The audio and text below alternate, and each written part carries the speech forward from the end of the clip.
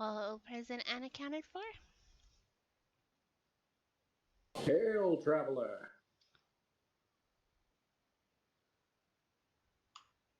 Yes.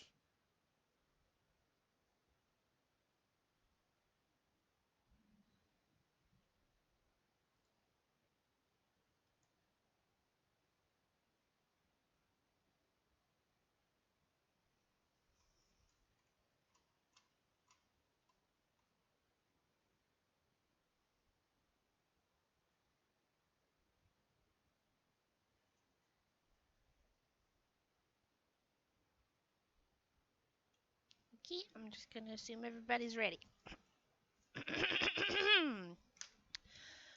Oh, I've been ready for days.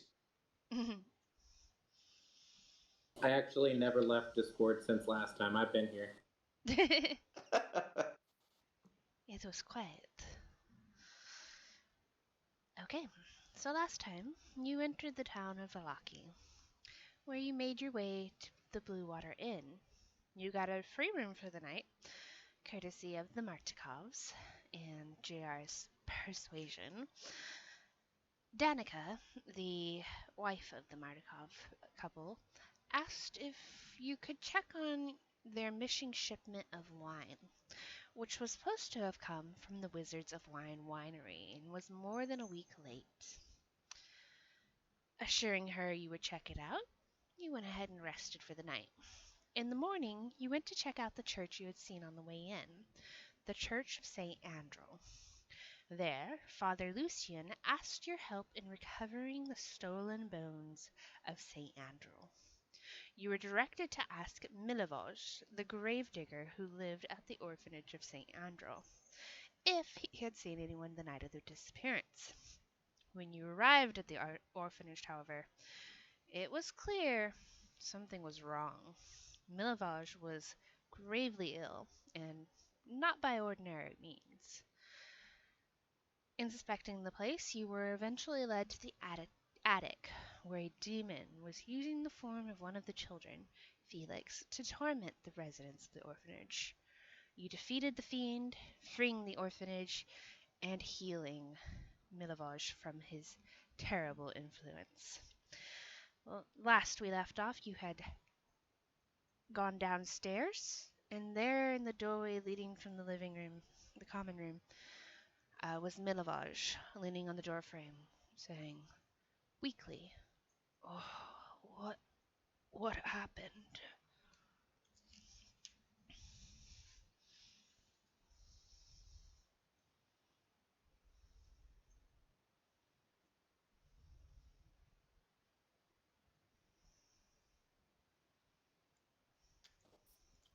Well, seems like a lot of supernatural stuff going on.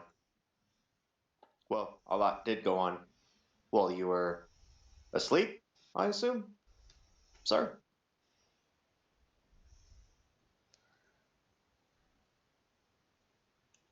He blinks at you.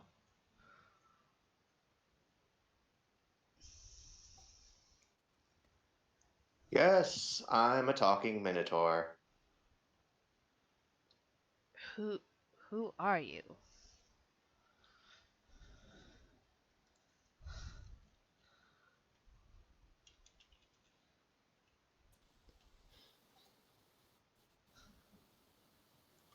Well, He is the people that helped save your life. Who are you? I'm Holland. my name's JR.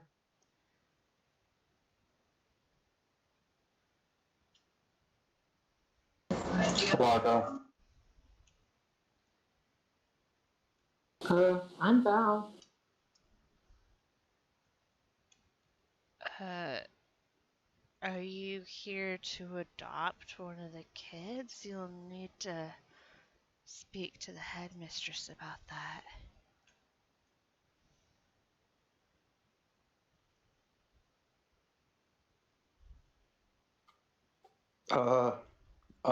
No, sir.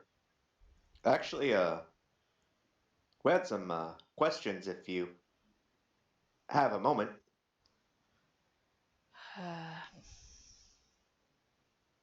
He looks around. He goes, "You can follow me." He leads you back through the common room towards his room. The common room you see is now empty. You head back to his bedroom, and he kind of sits on the edge of the bed, and he goes, "I don't know what you would need with me, but go ahead."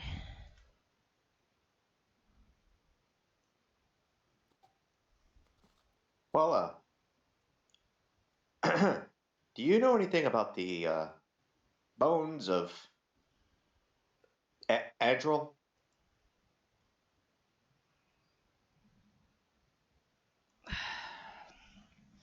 He drops his head into his hands. He's like,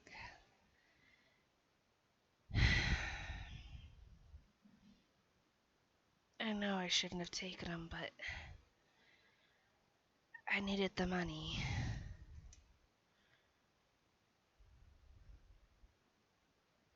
And if what he says is true, y'all did save my life. So, I owe you the truth at least.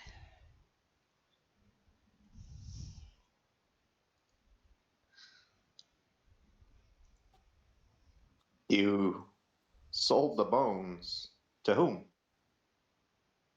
Mm, well, not so much sold as got paid for a job done. Mr. Vandervoort, the coffin maker, he paid me 50 gold and a locket to remove the bones from the church and place them in a cart near Watcher House, over by Bluto's house.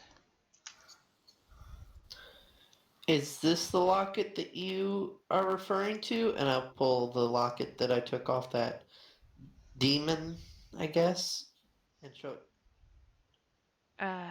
Yeah, that's it. Felix, the new kid, he liked it, so I gave it to him. Well, I'm sorry to tell you, but that was not Felix, as you say. It was a demon That in the can't be form of true. called Felix. That can't be true. Felix and I were friends. He used to laugh at my stupid jokes. Well, I hate to inform you that that demon took over his body, and he is no longer with us. Neither is the demon either.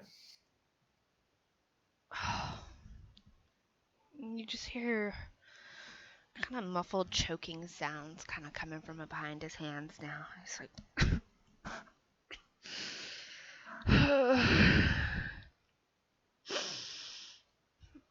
"I'm sorry, this is too much.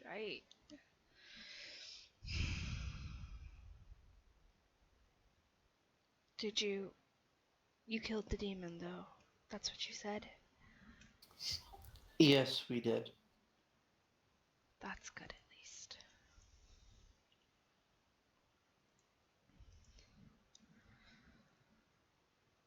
He looks very pale.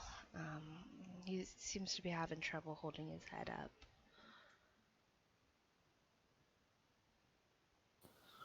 Well, just lay down and rest. Yeah, You deserve it. if I can.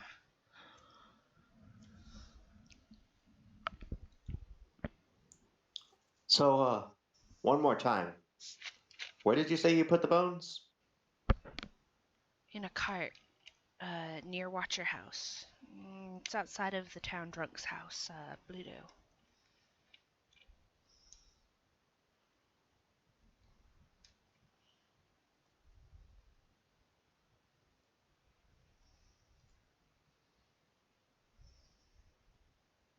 He kind of crawls under the covers, and you see his eyes sliding shut.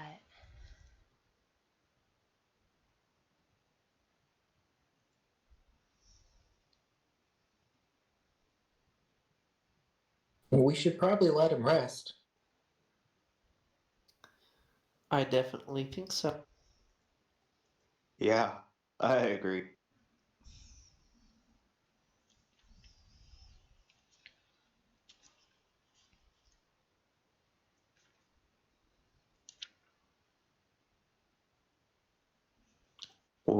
Well, fellas, should we head over to Bluto's house? Try and find those bones? It's probably best to take care of it sooner rather than later. I think that would be a good idea.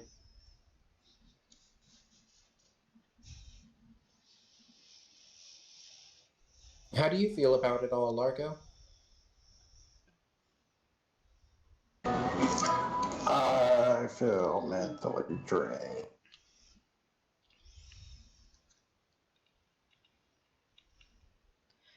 Me too. His eyes still shut.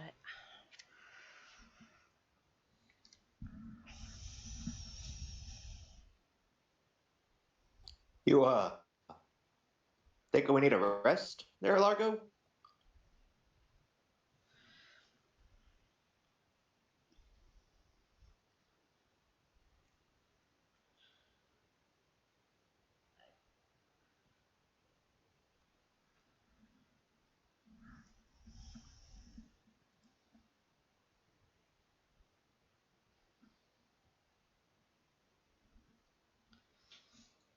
About what time is it right now?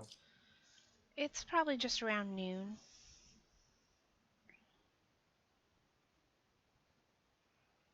I can probably hang for a little bit, but yeah, soon enough. Hold on, I think my headphones are messing up. Hold on.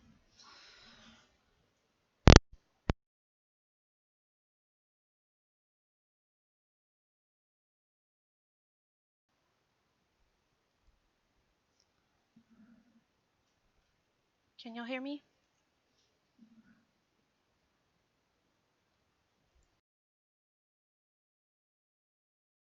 Test, test. I can hear you. All right, I can hear y'all again too. Well, alrighty.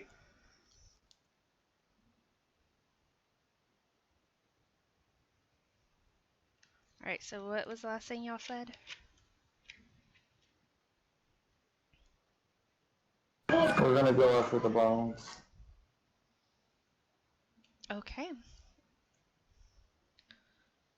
Also, Val wanted to know what time of day it was. Oh, I said noon. I don't know if y'all heard that. Yeah, I gotcha. Okay.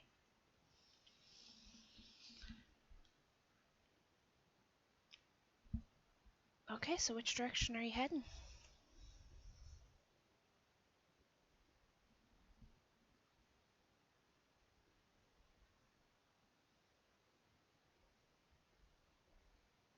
Well, if the guy's known around town as the town drunk, surely we could just ask someone on the street.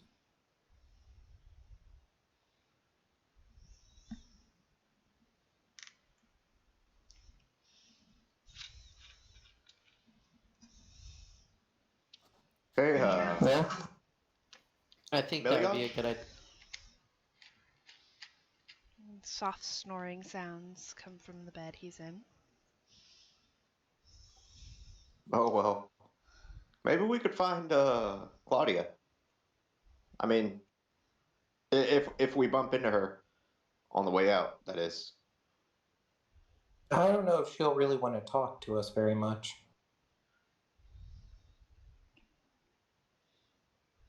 That's a good point. Maybe we should get out of here and give these people a break.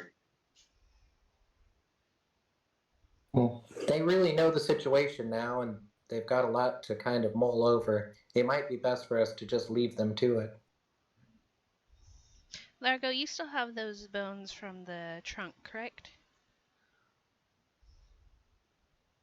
I didn't take anything from the trunk. Oh, I thought you had taken the bones out.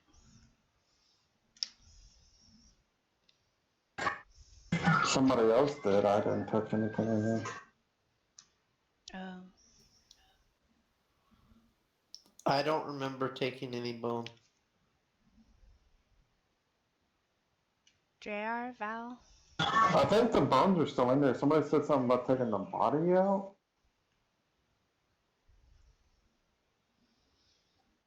I think.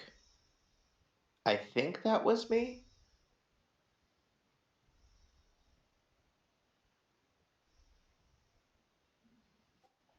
I'm trying to remember.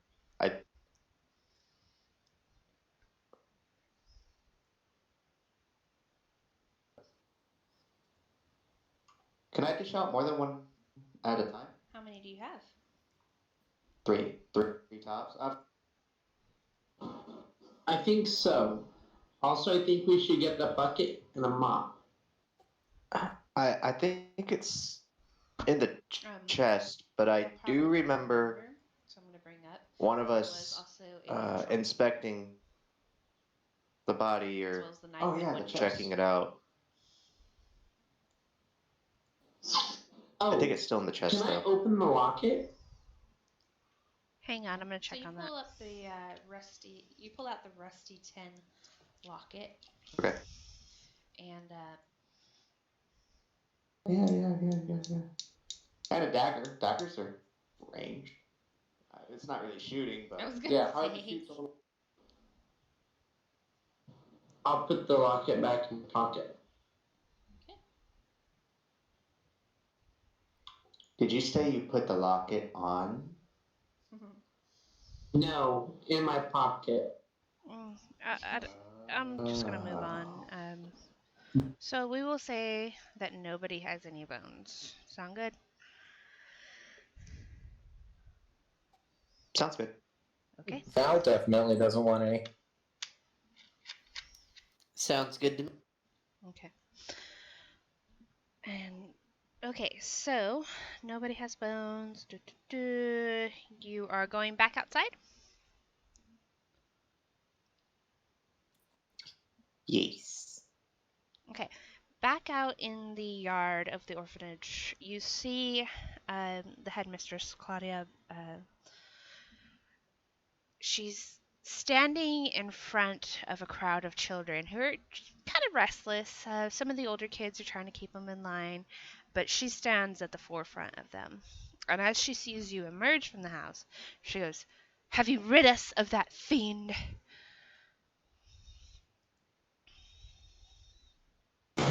Indeed.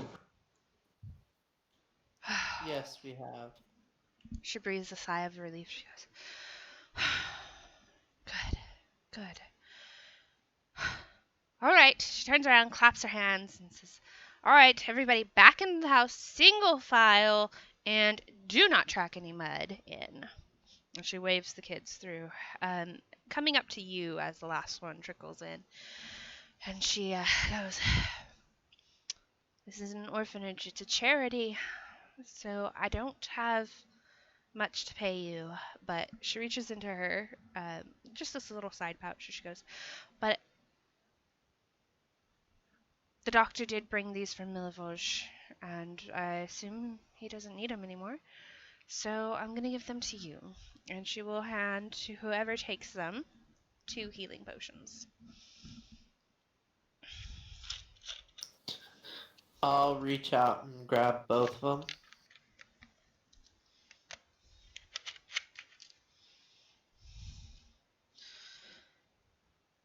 Well then, I believe I have some cleaning to do. Thank you for your help. And should you need a place to stay, you're always welcome here.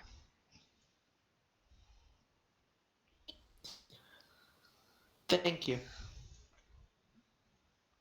And she walks back into the orphanage.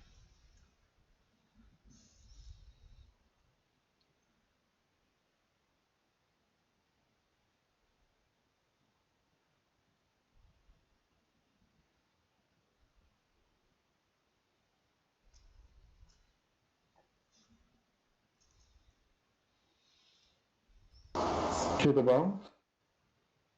Though I was thinking about it. Yeah, we'll have to find out where that house is, but we can always ask around. Sounds good to me.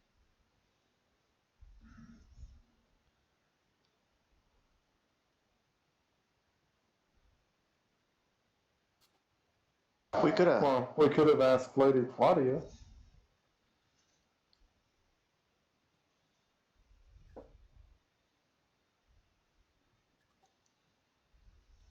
Yeah, that's true.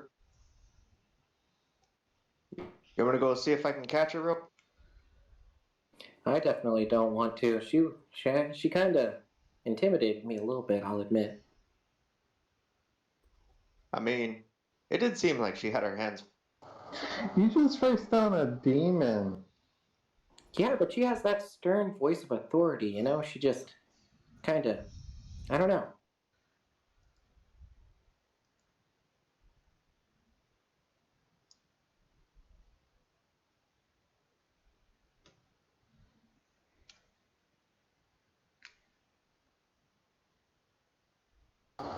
My mind has been preoccupied. I do not know where we are supposed to go, so I cannot go ask around. We could head back to the Blue Water Inn and start from there.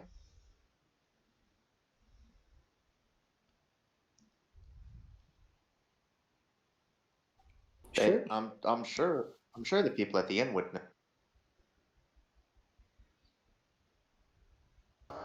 But do you think they'd give that info freely?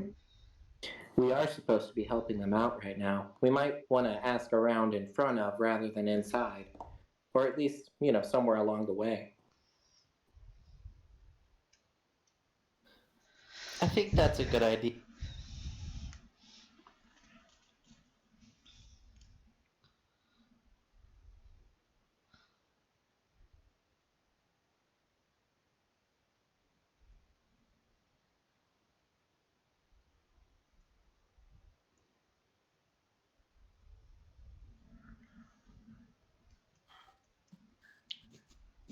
So we'll start wandering town. Okay, you're on the western side of town, near the church. You're about halfway between the church and the inn right now.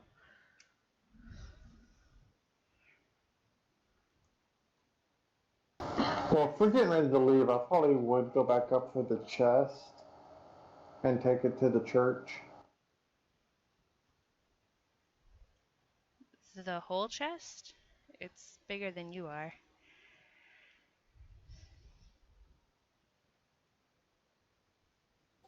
I would certainly Not help. leaving bodies behind. Okay. They deserve to be put to rest.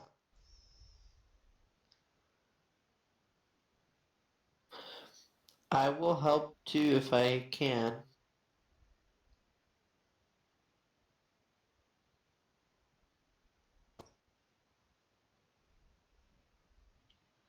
Okay, so y'all will leave the bodies in the chest, carry it to the church. That's the goal. Okay. So y'all lug this rather large, rather heavy chest from the attic down the ladder. A few moments there where an arm flops out and Holland carefully tucks it back in. And then down the staircase, out into the yard, and all the way to the church.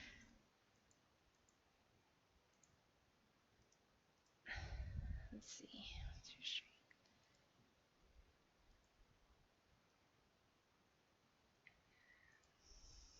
Give me a second.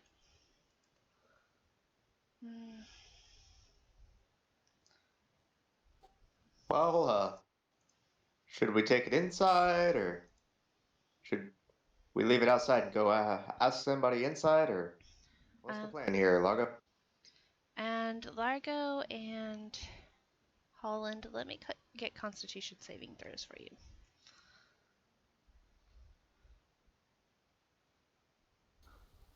Pretty good.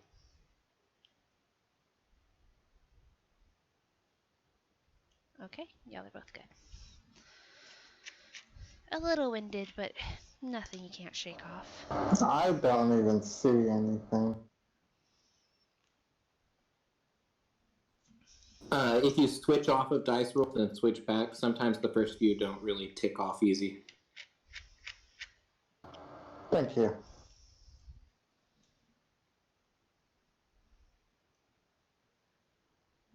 That's why I'm late on initiative sometimes. I find myself waiting and I'm like, oh wait, I need... Alright, so y'all are out in front of the church, and JR, you said what? He was asking about where we're gonna... Ah. I say we leave it by the door and go talk to the priest. Works for me. I can I can wait outside with it while y'all go Okay. inside. At least somebody watching over the chest.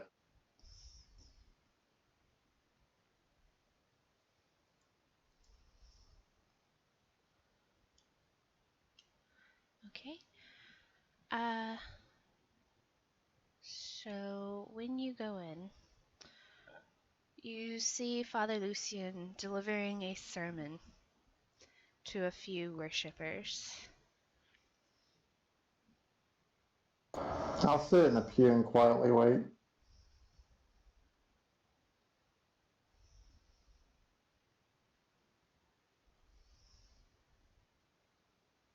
Val, Holland? I'll follow Largo's lead. I actually will stay outside with JR, just to avoid any weird situations of a Minotaur and a dead body alone. I appreciate it. Okay, so the priest delivers his sermon. Let thy shining mercy pour over her. Let thy own body be her food, and thy blood her sprinkling. And let thy glorious Chancelleer and our own dear patrons smile on me, that in and through them all she may live as we desire to live, and in thy arms, in thy faith, and in thy love. He wraps it up pretty quickly. It seems like you came in towards the end, and there's a few private prayers from the Valakians in the church, and you see one lady goes up to talk to him as he steps down from the dais.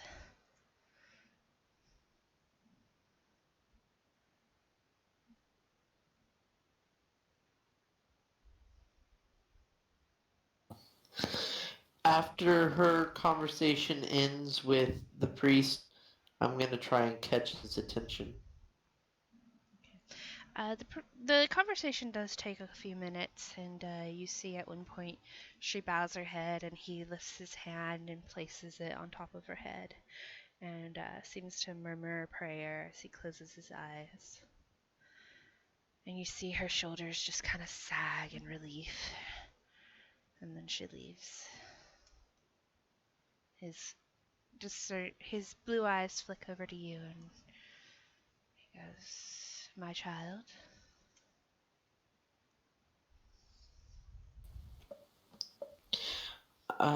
We found something disturbing at the orphanage, and we brought something with us that we need you to look at. It's right outside.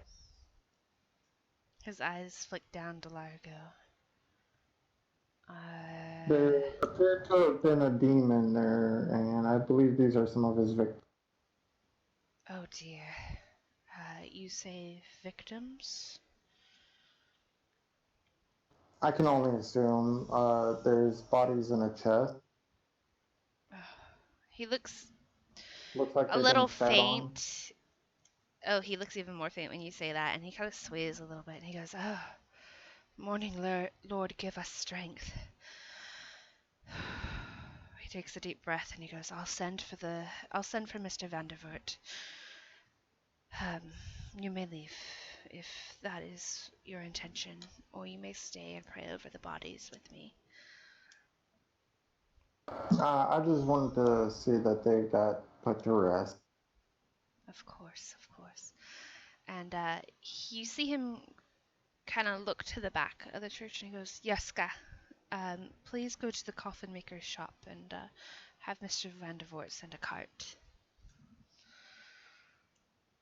And the small By the boy. way, where is Mr. Well, Vandervoort? we'll escort her there, make sure everyone gets there safe. So the small boy comes out behind the pew, and you see he's kind of got this altar boy clothing, and his eyes are big, almost bigger than his face, it looks like. And he goes, Why wouldn't I be safe? Should I be worried?" No, especially with us there. And Father Lucian will reach out and put his hand on his shoulder, and he goes, "Yaska, you can take these people to the coffin maker shop." Um, okay. And he will start to make his way out of the church. Seems to be assuming you'll follow. Yes. Yep.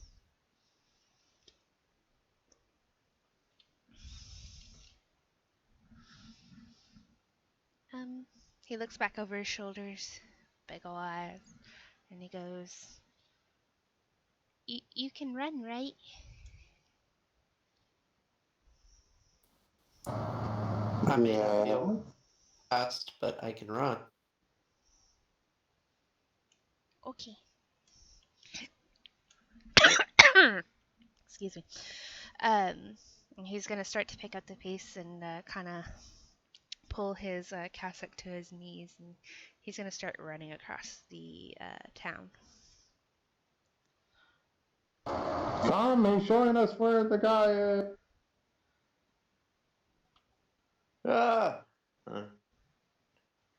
Pick up the chest and No, leave it. oh, we're leaving it. Okay. Yeah, set the chest back down.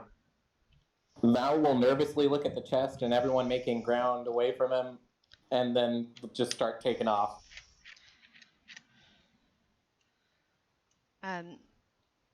Yeah, Val. In fact, as you're leaving, you'll see Father Lucian coming out from the front doors of the church, and he says, "Go, my child. I will handle this." And Yaska, small child, so you don't really have to struggle to keep up. But he does seem to have a bit more stamina than an adult.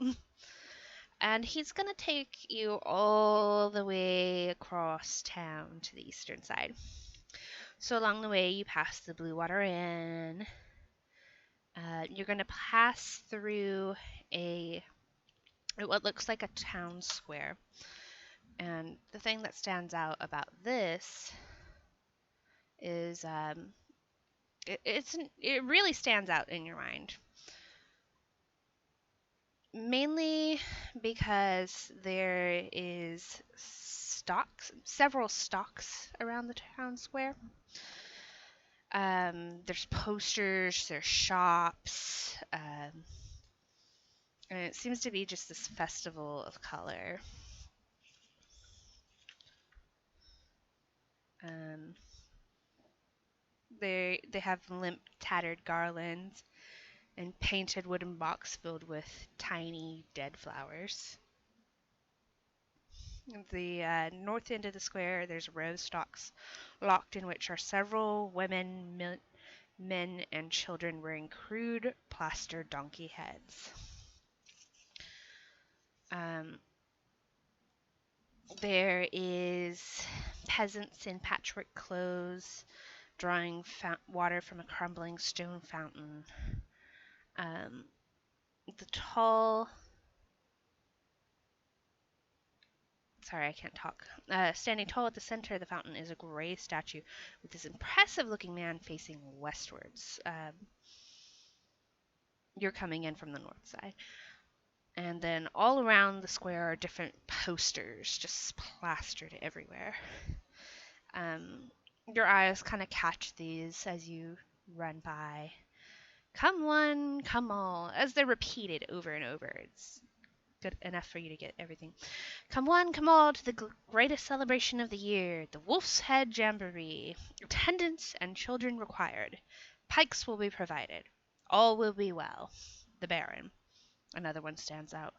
Come one, come all, to the greatest celebration of the year, the Festival of the Blazing Sun. Attendants and children required. Rain or shine. All will be well. The Baron. And these are just everywhere across the town square, but he leads you out on the eastern side of the town square, further, until you reach what looks like a stockyard. Excuse me.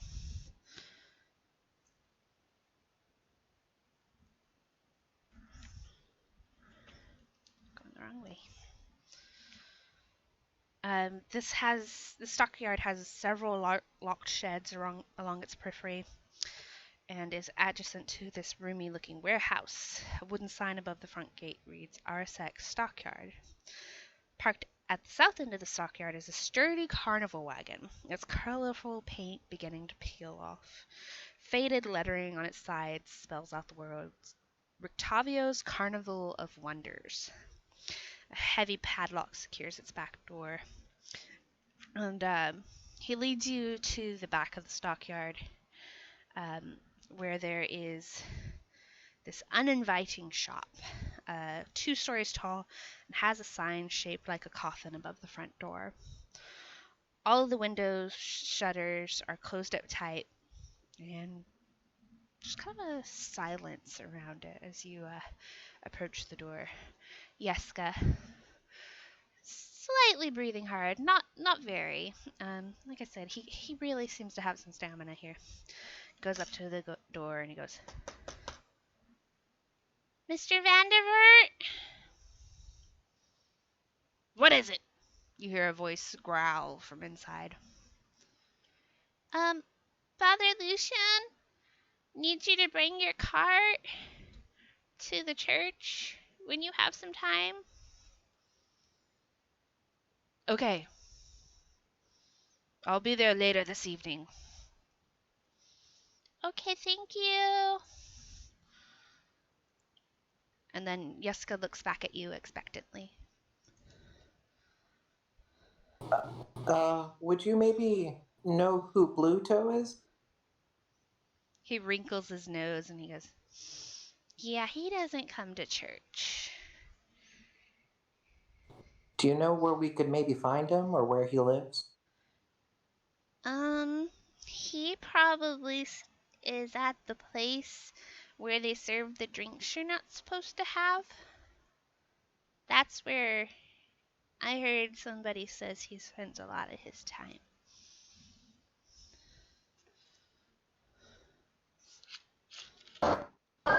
Do you know what that place is called?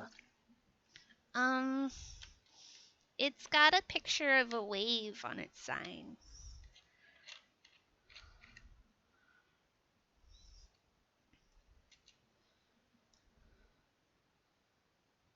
Oh, well, thank you so much. Uh-huh. Do you need me anymore? Or can I go? Here, before you go, I'm gonna give him a gold piece. Take this with you. Do you know how much this is? Yeah, you better save most of that. I could buy like 1 billion balloons. And then he looks at No, Largo, no, and not the Largo balloon. goes, and then he goes, but I'll save it. But you could buy There's lab. some balloons. How many? Yeah, that you can do. Maybe 2. Or like Okay. 6. 6. I'll buy. He kind of leans in conspiratorially to Val and just like, I'll buy 6, and you can have one. Val will give a little wink and a smile. He'll giggle behind his hand, and that's holding the coin, and then he'll go, okay, bye.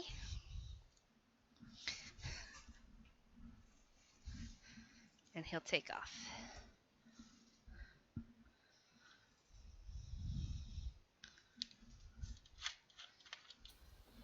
Okay. Let's go and try and find this person at a place with a wave on its sign. Probably where we've been to. I've seen the wave. That's what I thought. Well, let's go. I'm following. Okay, so Val and Largo have definitely caught on, but y'all might not have caught on, Holland and JR, that this is the sign outside the Blue Water Inn, which you passed on your way over here. Yes, and I hadn't got that age. Holland, Yeah. I know when you said you were heading towards the orphanage, you were looking out for a weapon shop. In the town square, Yes. you did see a sign that had a cracked anvil on it. If you had to guess, that would be your best guess from what you've seen. Huh, I may have to visit there later. You will pass by there on your way back, which is why I bring it up.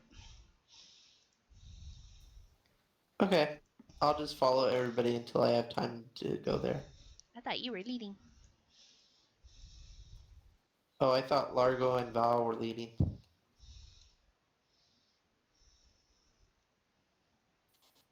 Yeah, Largo and Val were leading. Val will lead, but like constantly be looking back and like making sure everyone's there, kind of shiftily looking around, kind of really nervous. It's like a half-time crawl. Y'all sprinted over here. On the way back, you're moving like half speed.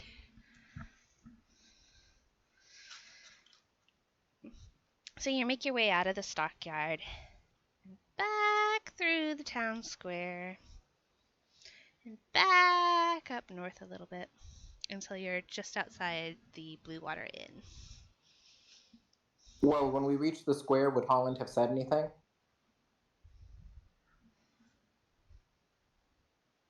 Holland? What would I have said? You know, the weapon shop. You didn't really ever actually in character tell us you wanted to go, but like you had seen it before, and then we're passing through again. I guess I'll mention that sometime later I need to go to the weapon shop for a few. We can always stop by real quick. I don't mind. Well, I guess we can. I'll start heading towards the weapon shop.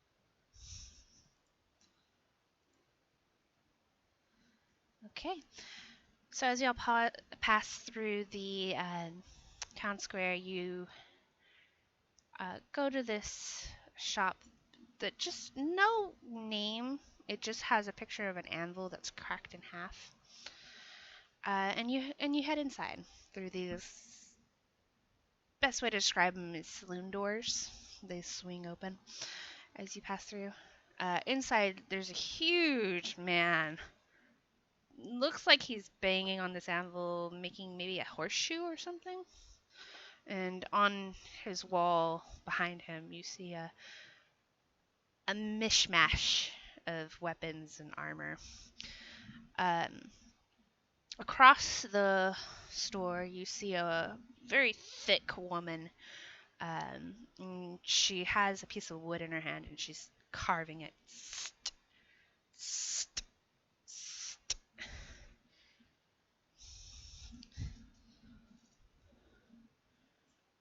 They look up expectantly at you, but don't call out any greetings. Hello. Uh, I was coming in to sell some weapons and Oh, maybe buy some armor. the man stops his anviling and wipes a hand across his sweaty brow and he goes, "You said you're selling and buying? Well, come on in, stranger." Okay. I need to get rid of these 2 long swords and this shield. The one longsword is the one from the house that we went through when we started our adventure, and the second one is the one that I had on me. Okay. He picks them up and tests the edge with his thumbnail and grunts. You don't really get a good read at his face as he's doing this, but he tests them out for a little bit. I can give you 40 gold for the lot, he says. Sounds good to me. Okay. He grabs them from you and slides you the coin and then sets them against the wall. And what are you looking for? I was looking for something like medium armor, maybe. What is it? Give me 1 second. He looks you up and Maybe, down and he goes, "Yeah, you'd probably fit in a medium." maybe scale mail. Hmm. He starts digging through his wares, and there's a big trunk with bits and pieces in it. And he goes, let me see.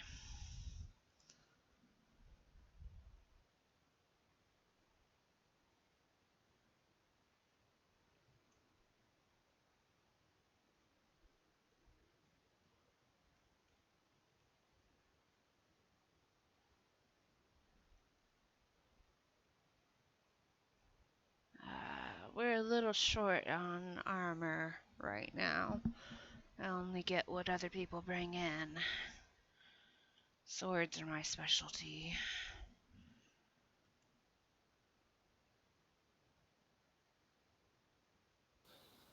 So you don't have any Uh, medium armor. I don't think I have any armor. Well, thank you for looking. Of course, of course. He goes, I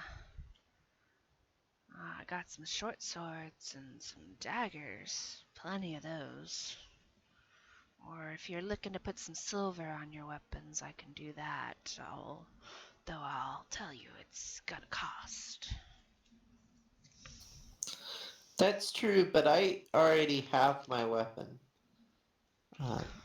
And I kind of make it appear in my hand, leaning on the floor, He and kind then make it of disappear again. makes this thing with his hand, like this motion, um,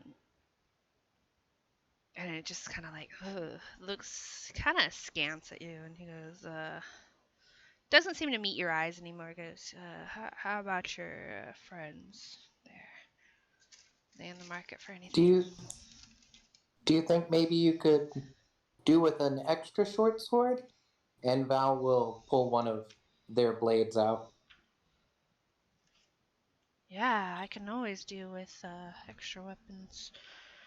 And he'll take it from you and give it a couple practice swings. Yeah, I could probably give you 10 gold for this. That would be wonderful. Thank you. Of course. I'll start backing out of the shop, or just heading out. Okay. How much would it be to silver this rapier here? He goes, 200 gold.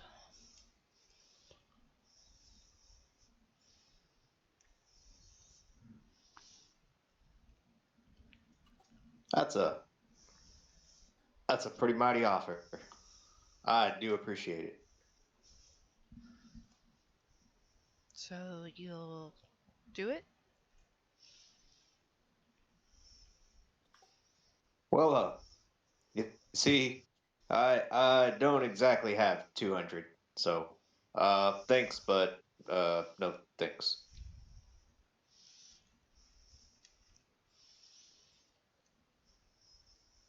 All right.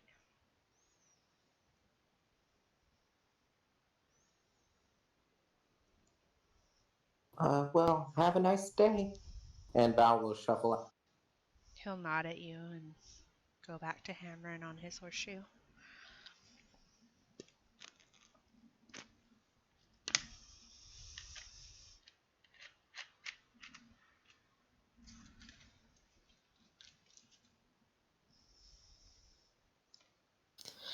I'll go back to following everybody as they're leading. To the blue water. All Though right. I do make mention that my throat is hurting a little bit. Yeah. And it's about this point, Holland. Sorry. And it's about Can't this hear you. point. Yeah. Sorry. I caught myself. About this point, Holland, JR, Largo, I need you three to make constitution saves. Saw it coming.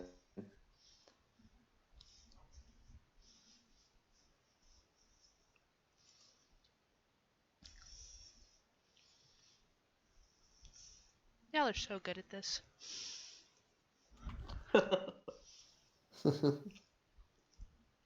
But you are starting to crave some pie.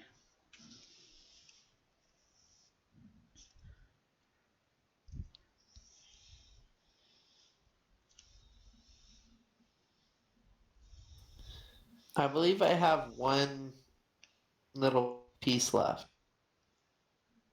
I think you do. So I'll nibble on that as we're walking. Feels good. Feels good, man.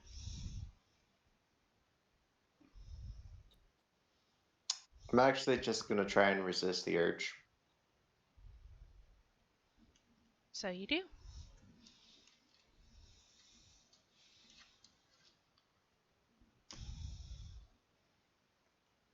Okay, so as before, you stand just outside the Blue Water Inn.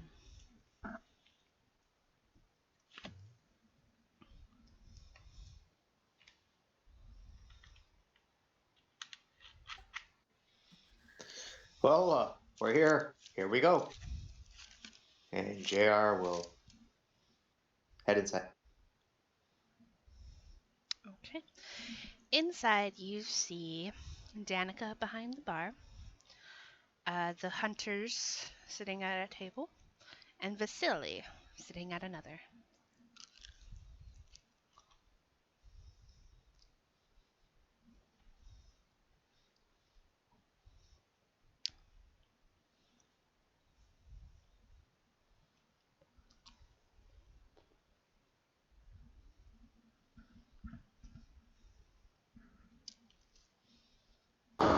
Is he there?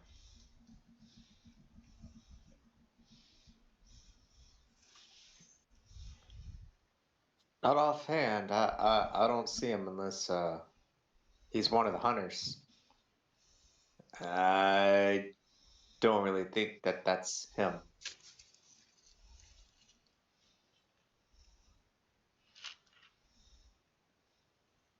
I'll go up to Danica. Well, hey there. How are you? Oh, just running around town, trying to take care of some stuff. Oh, yeah? What you getting done today? Well, we were gonna leave town, but we had some very important stuff come up. So Kill now the with demon the up guy. there. Largo, I couldn't understand a word you said. Kill the demon at the orphan. Oh my goodness.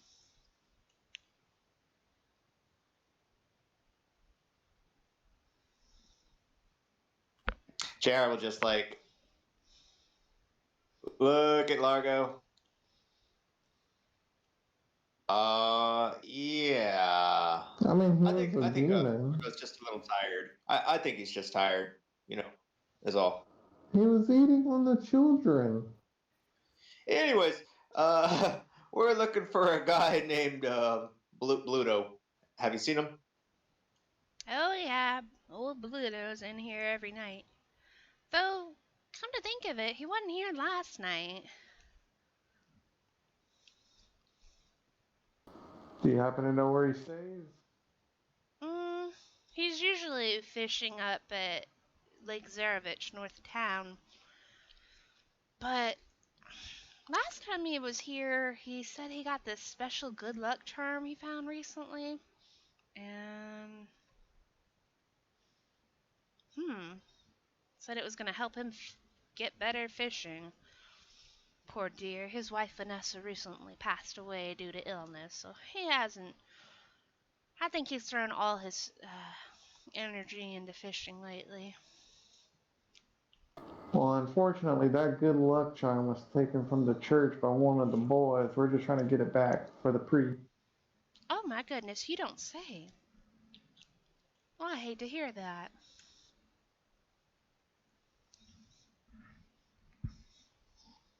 So you think he might be up there now fishing? Could be. That or at his house. It's over by Watcher House, across town.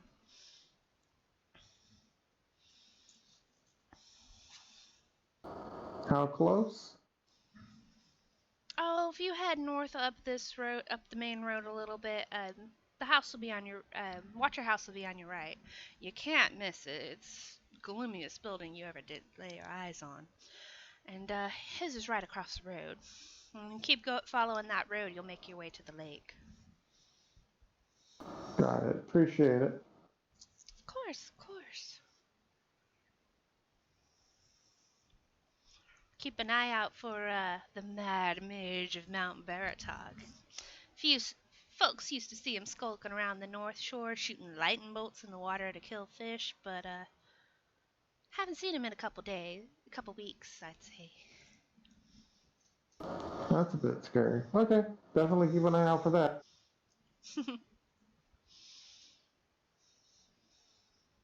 I'll start heading for the door.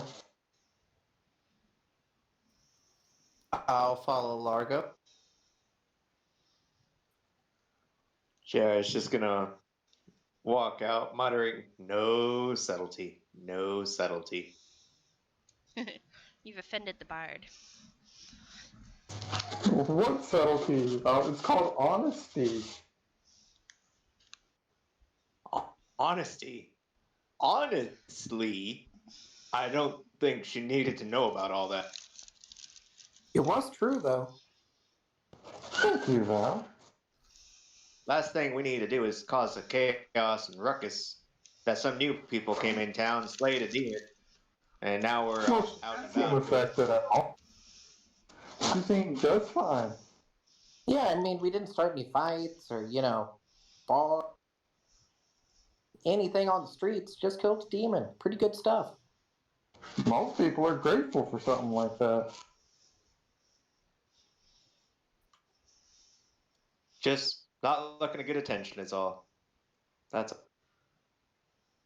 That is a fair point.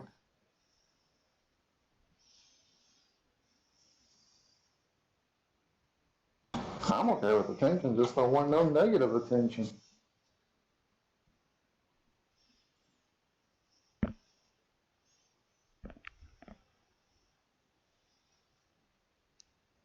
Anyway, should we go?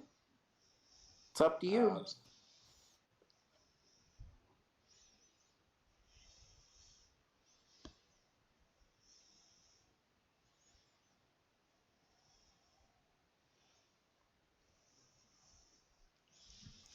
we'll have to find Mr. Vandervoort later on today.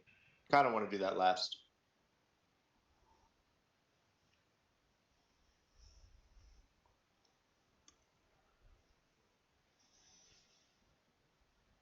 So you follow Danica's directions and begin making your way through the north part of town.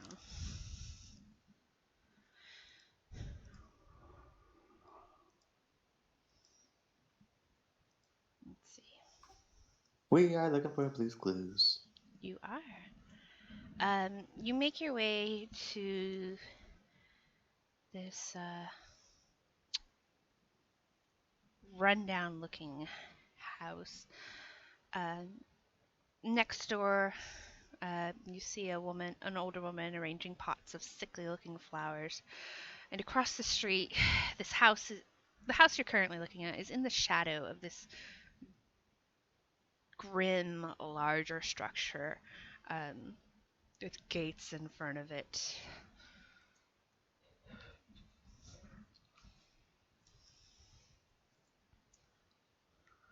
What do you think? Watcher House?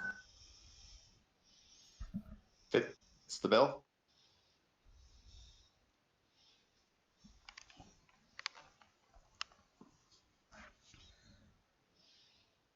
Let's check across the street. Towards Watcher House or towards the house?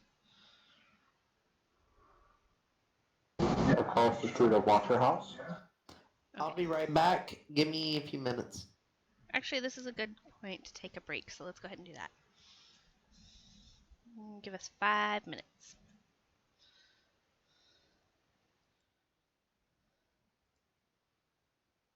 Let's take a break.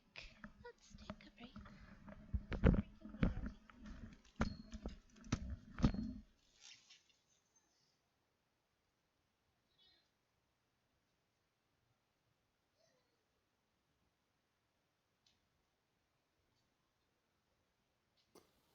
Okay, I'm back.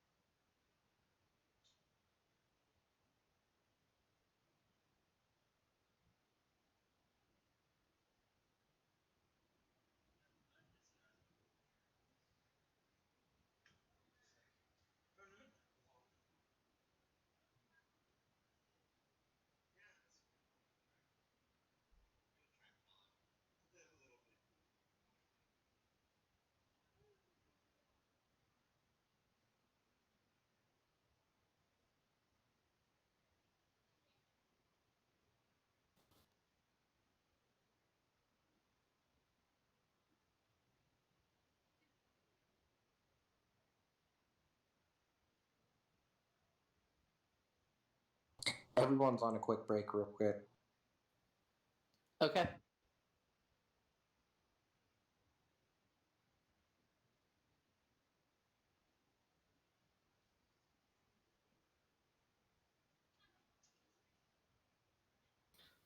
We're gonna need to take a short rest soon. Not short, long.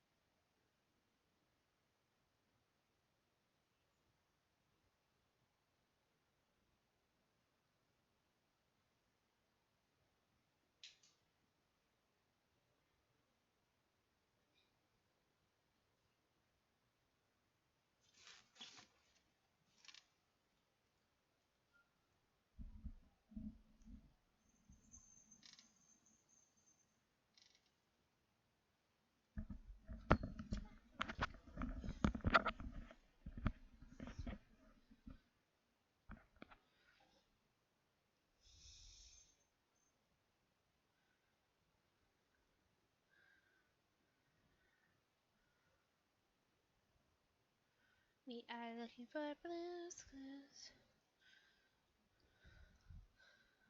Do, do, do, do, do.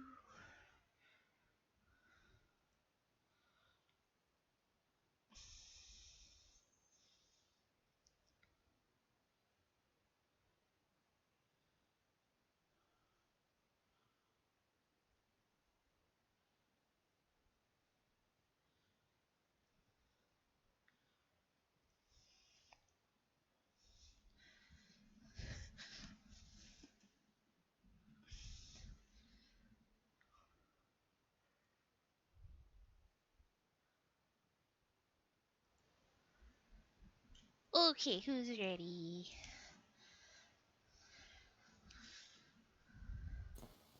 I'm here. Yeah. Me. I'm here. Yay! Okay.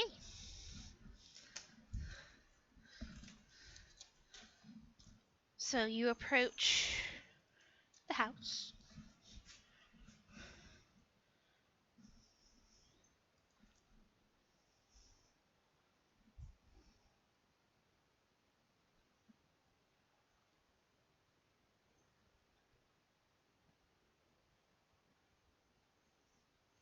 And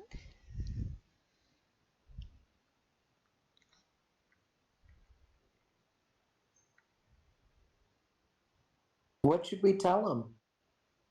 Hey, we heard you might have taken important bones of the church.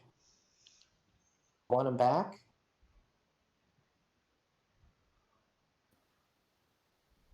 Yeah. Pretty much, yeah. I think that's the best way we can do it. Oh, that sounds really awkward. Well, he's a thief and a liar, and I think he needs his ass kicked. But we'll save that for. I mean, by technicality, he was stealing them.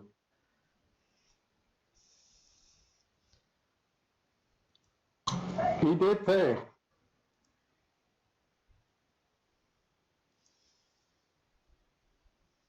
Yeah, I'd definitely say at least a man of ill repute.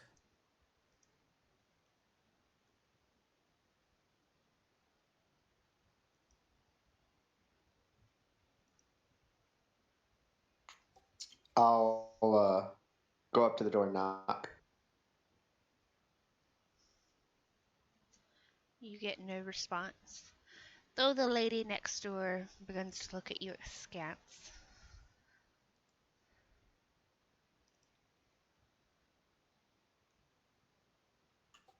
Is she being kind of obvious, or is she like kind of stealthy? Well, she's just messing with her plants right now, but she's looking at you. She's not. If she was stealthy, you probably wouldn't have saw it. I mean, I just mean like just kind of trying not to be obvious or being obvious is all. She's not trying to be obvious, but she's not hiding it either. Gotcha.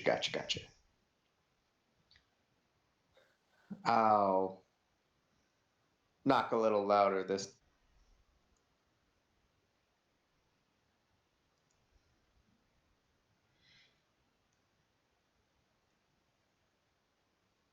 Mr. Krogarov is not home, she says, piping up.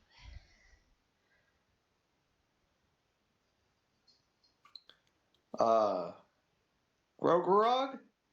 I think we're looking for Bluto. That's Yes, probably his last name. Bluto Krogarov.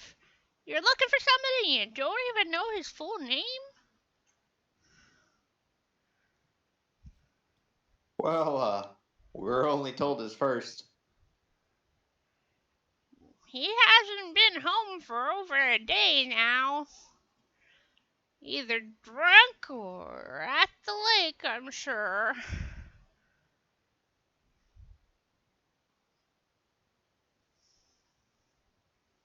I'll kind of give her a nod and I'll start heading north.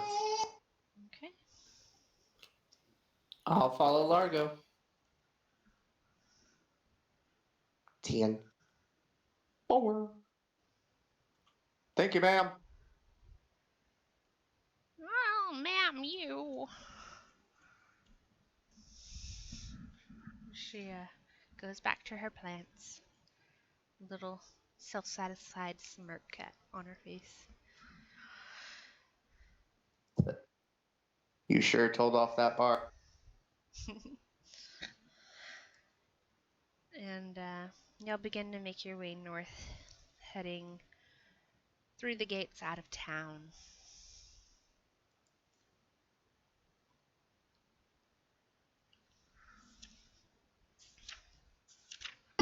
You know, bards are supposed to have a bit of a silver tongue.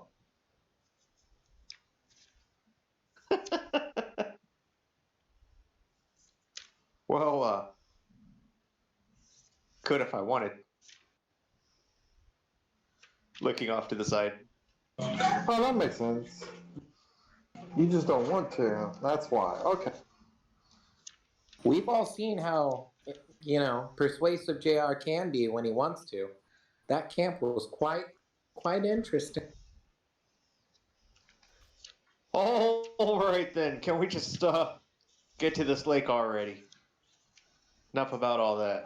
We're heading that way. And JR will quickly pull out his lute and start strumming to distract himself.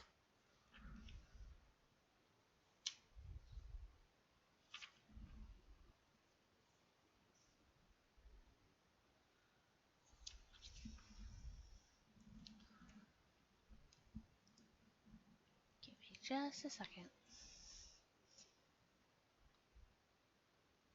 Don't forget, aren't you supposed to get like a toy or something?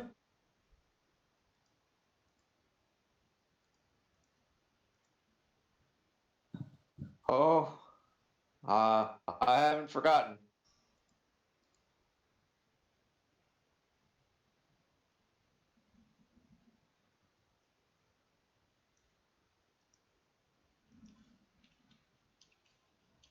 Well, yeah.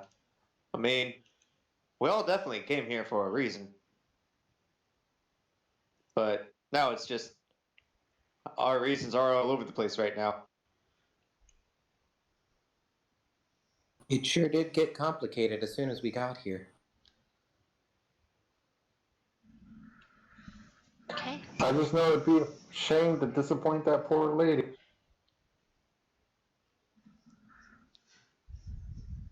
I certainly agree to that.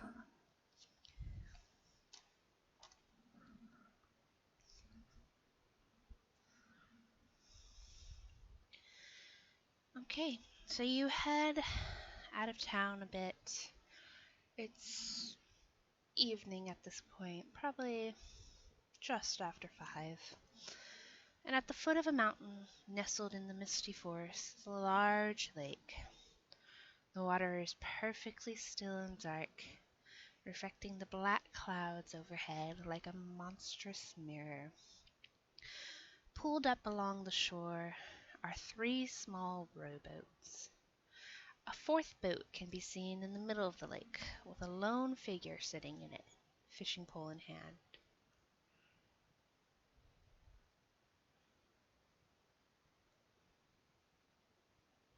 You said how many rowboats were on the side of the lake?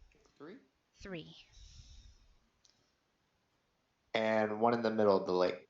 There's a 4th rowboat in the middle of the lake with a lone figure sitting in it, fishing pole in hand.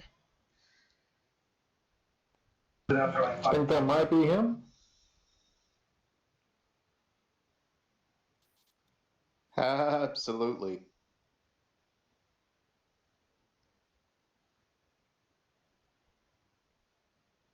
I don't know how it would look to steal a rowboat to confront a thief.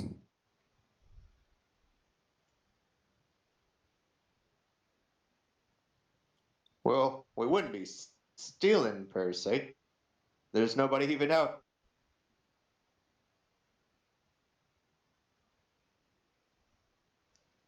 As you watch the figure in the boat, You see him reach down into something in the center of the boat, lift this heavy burlap sack, and toss it over the side of his boat. Y'all saw that, right? That was suspicious. That definitely was. It looked shaky. Yep.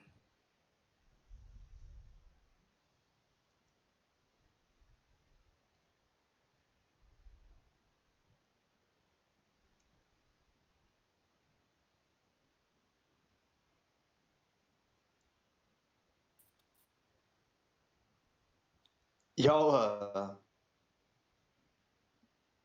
want to just call out to him, or should we jump in a rowboat?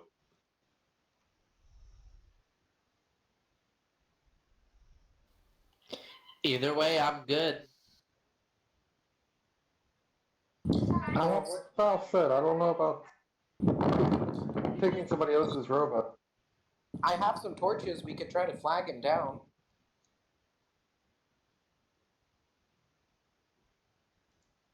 Is he outside of yelling distance? He's about 400 feet away.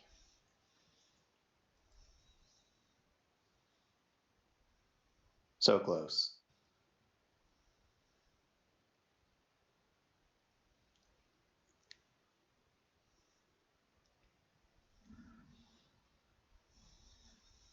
I'll yell out,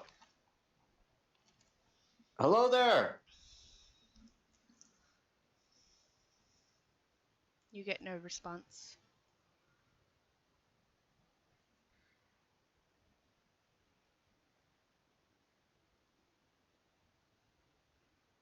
Maybe you weren't loud enough?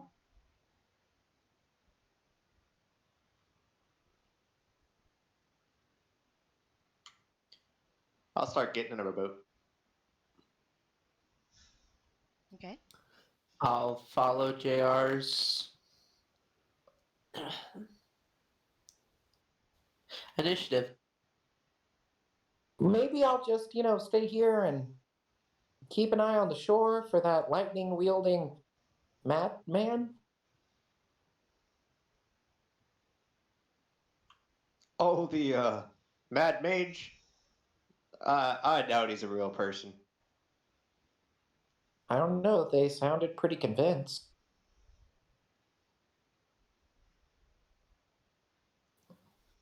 Who knows?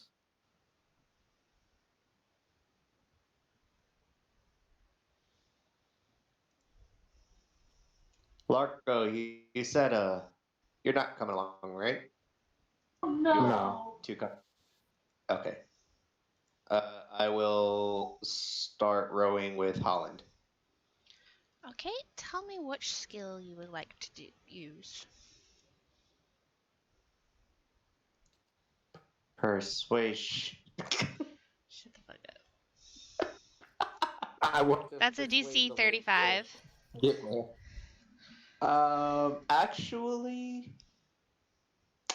Actually, let me see. Let me use You could also use a spell or maybe like cantrip. some. Oh, a spell? Or cantrip. Something that'll help you guide the boat.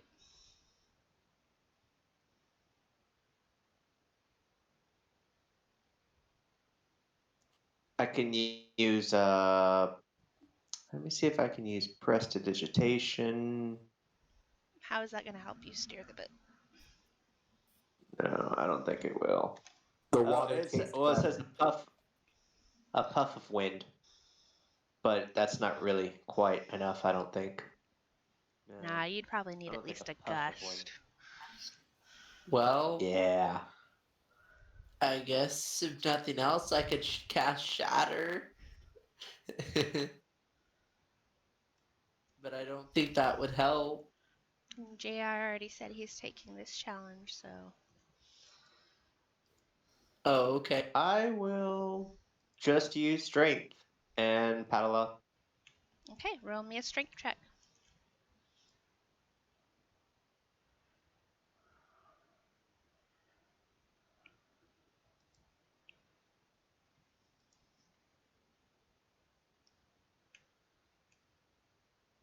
Okay, that's good enough.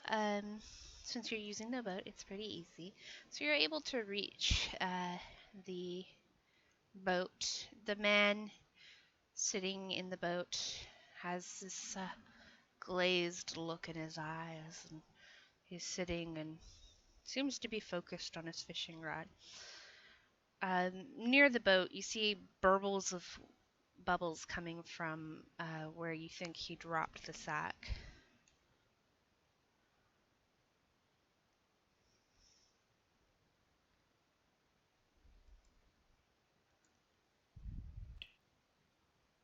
Hey there. Are you Bluto?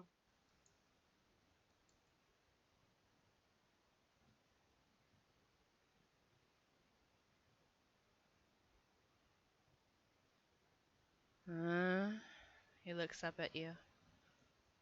What's that? Is your name Bluto? Um,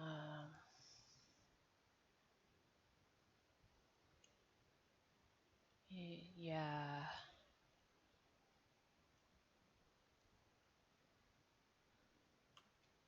I want to do an insight check. Yeah, make an insight check.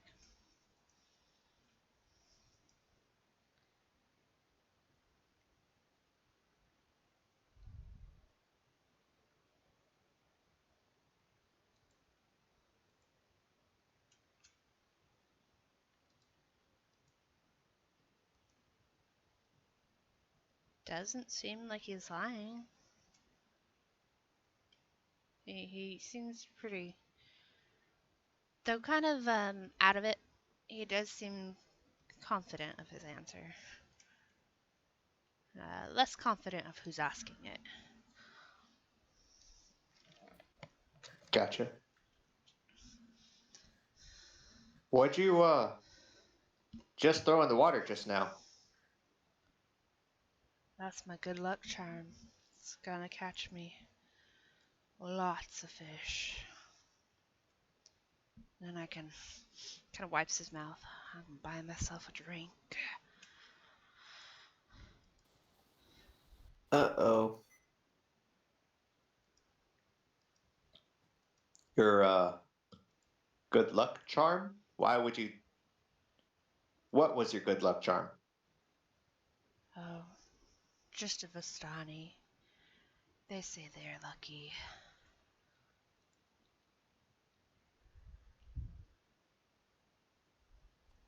JR jumps in the water. No questions asked. Okay. JR! Oh boy, that didn't look good. Uh, I guess I'll wait for him to come back.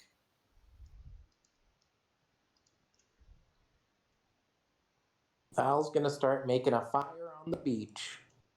Um, Normally, JR, you wouldn't be able to do 2 skill challenges in a row, but since nobody else is doing anything, tell me what you wanted to do.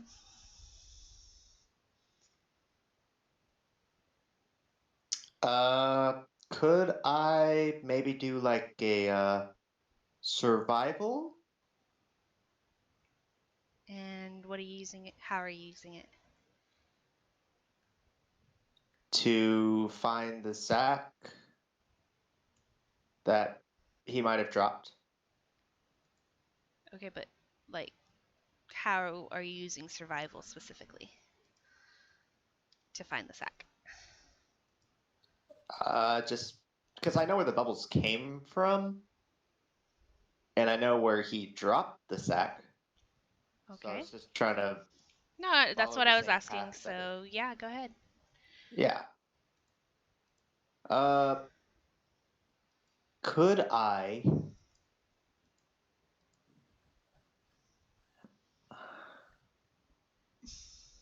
Could I cast message? You can do one or the other, not both. Okay. Survival. Okay. Find them bubbles. You peer through the silt-choked water, trying to track the movement of the sack, but you're not able to find anything before you must go back up to the top to breathe. The only bubbles you see now are from yourself. Is everything all right? I think so. Just waiting to see if JR comes back up. And this is where he would come back up. If he tries to get in the boat, I'll help him. Not your boat. So you climb Jared's gonna into hop in with. Yep. Pluto. All right. He looks at you passively and says, "You're gonna scare all the fish off."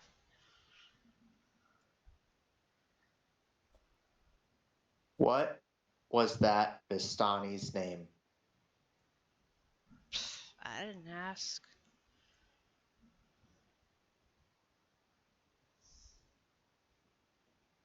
It's just a Vistani.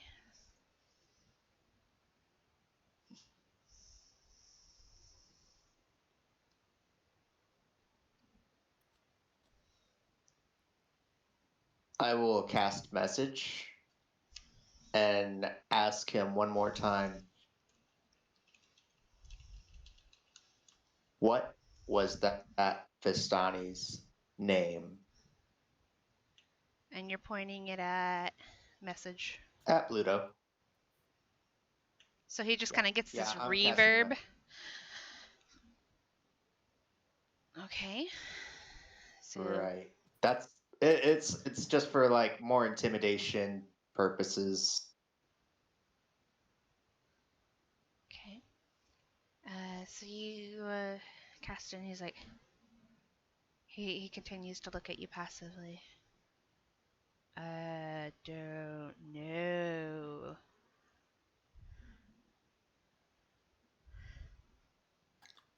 I cast suggestion. And what do you suggest?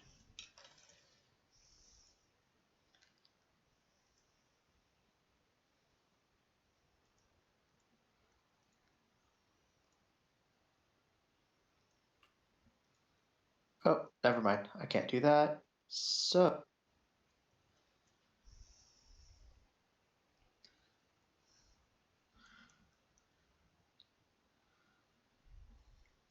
hang on.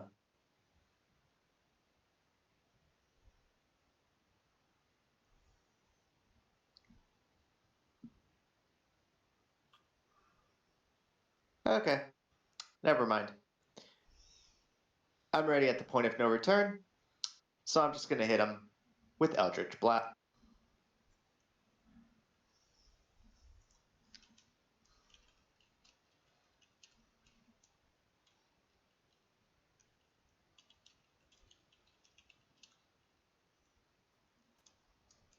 Everybody roll initiative. And JR, you can cast that on your turn.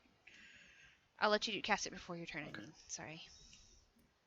Backwards. Okay.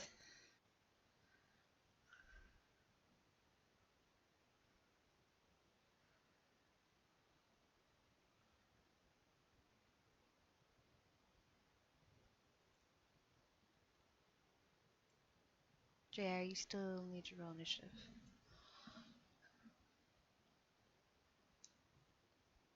Thank you.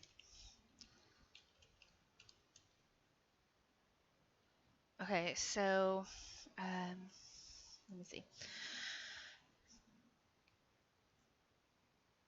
You did the spell, JR, so you need to actually type cast to cast it so I can get damage. And if you hit, Like that? yeah.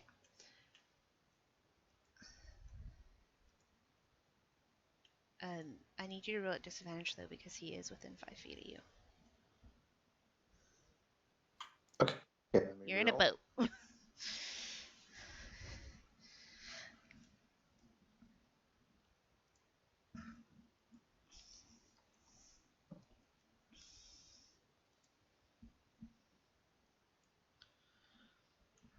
Okay, Val, from the shore, this is what you see. You see this beam shoot out of JR's loot straight into the sky.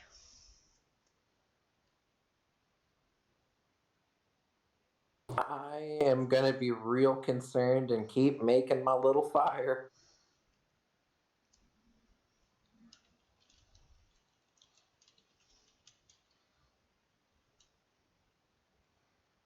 JR, you see the guy take that shot right into his chest and then begin to topple out of the boat.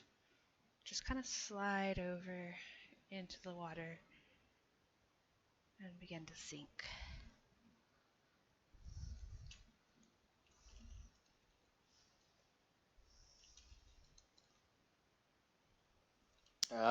Before he slides completely out, could I pull him back in?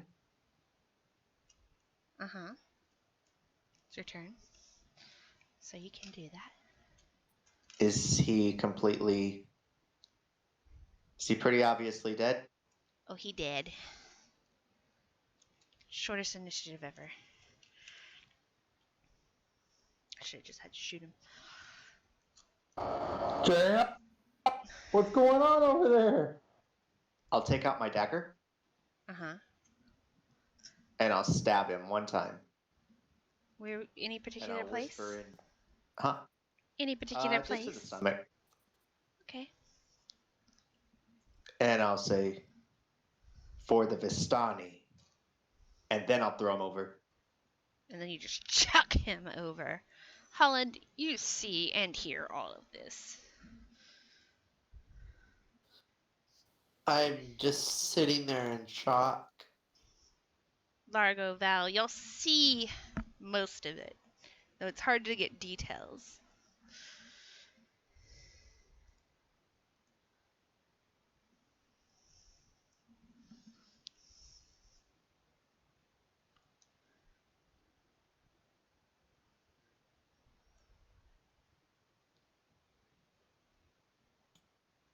JR just lets out one loud yell, shoots out one more Eldritch Blast at the water, where he probably went towards, because the straight goes towards a creature within range, but doesn't mean I have to see it.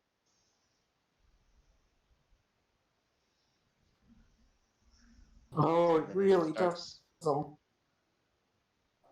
the hell's paddling going back on to over shore. there?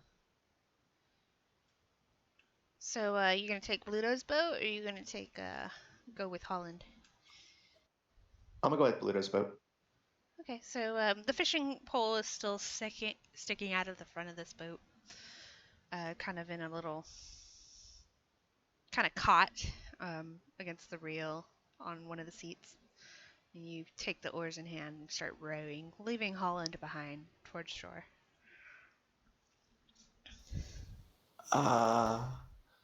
I guess I'll try and follow him. You're gonna try to row behind him? Yeah, even though I have no idea what I'm doing. Make a strength check. If you're proficient with water vehicles, of course, you will have a proficiency with that.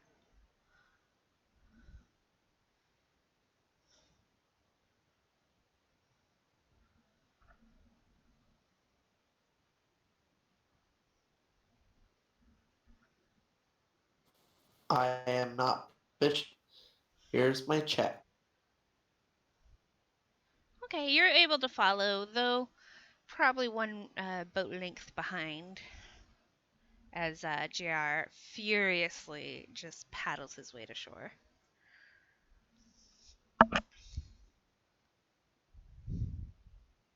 Oh gosh, what if it was the cantankerous caster? What if JR is the mad mage?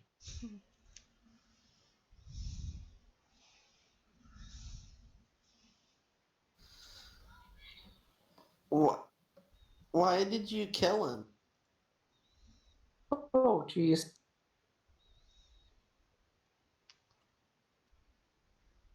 He deserved nothing less.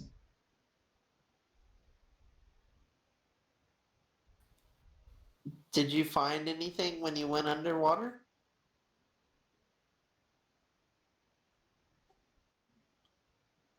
Jared's gonna shake his head no and just start walking. Where are the bones?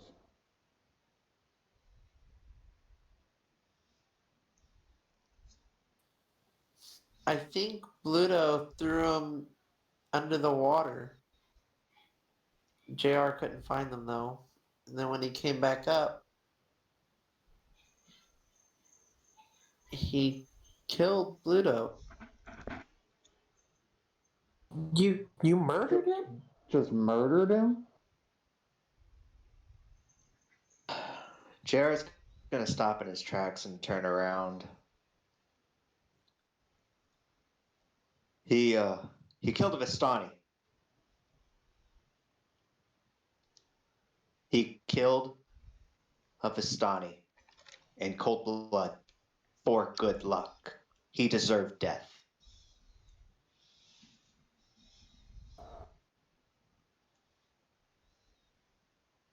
You literally tried to save a demon and you just killed this dude?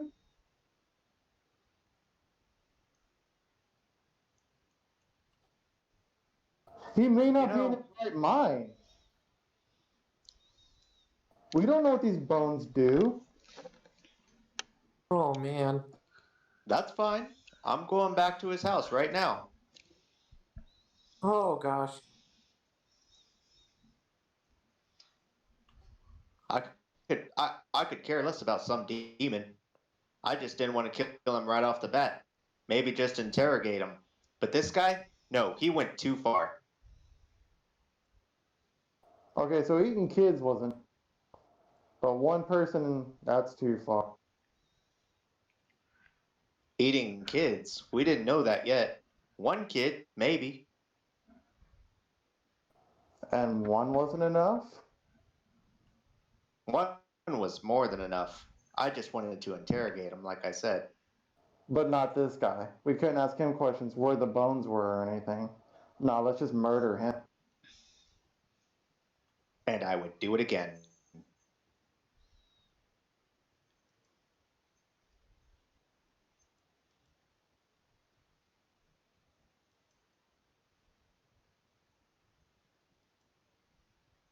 Val's gonna kind of step behind Largo a little bit. Look, I'm sorry I acted out of anger. But those Vistani people, they're innocent. They're the children, they're innocent, you know? And I'm just I I'm trying to hold back a lot of anger that I have towards things. And there's only so much I can take.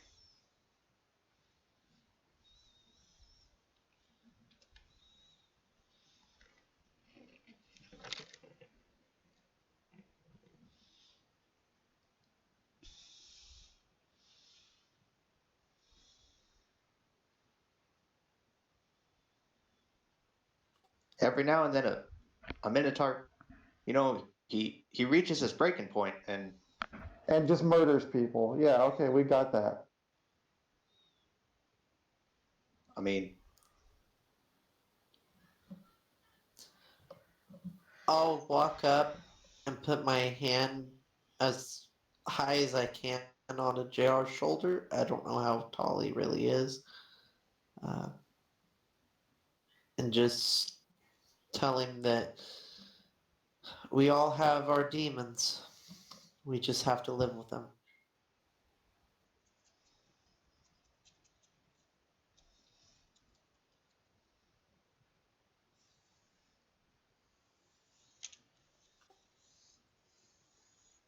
you're right. I don't know if I'll ever be I'm, able to live with it though. I'm gonna climb in the boat and start rowing away. Out into the center of the lake. Yeah, get as close as I can to where it seemed like they were. Um, I'll just have you make a survival check to kind of look around.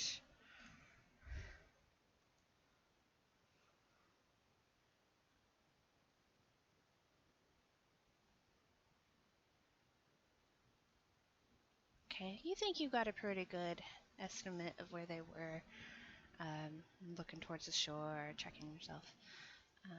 You think you're in the right spot.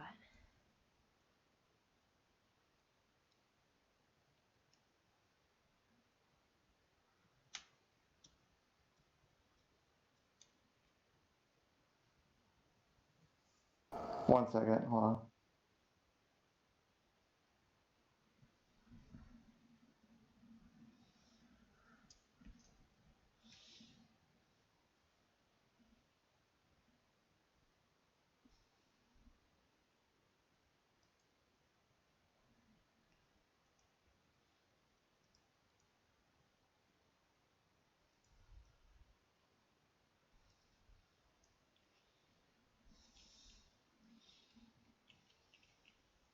All right, I guess I'll jump in and see if I can't find something. Okay. Um, make a perception check. We may want to go over and help him, Val.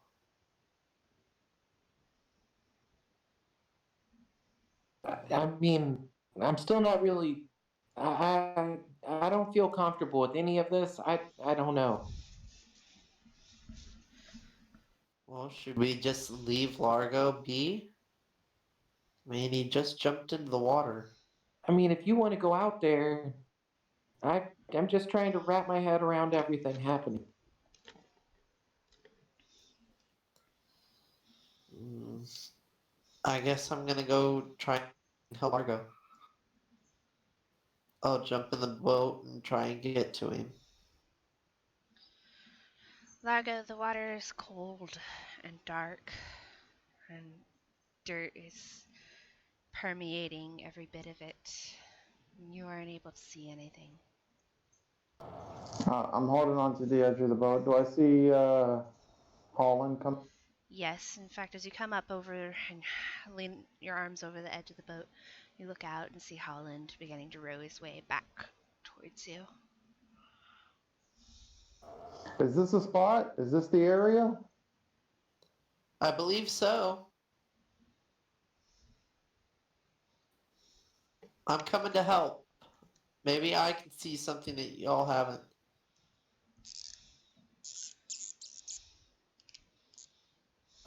Uh, Even if I didn't find anything, was I able to see the bottom of the lake? No.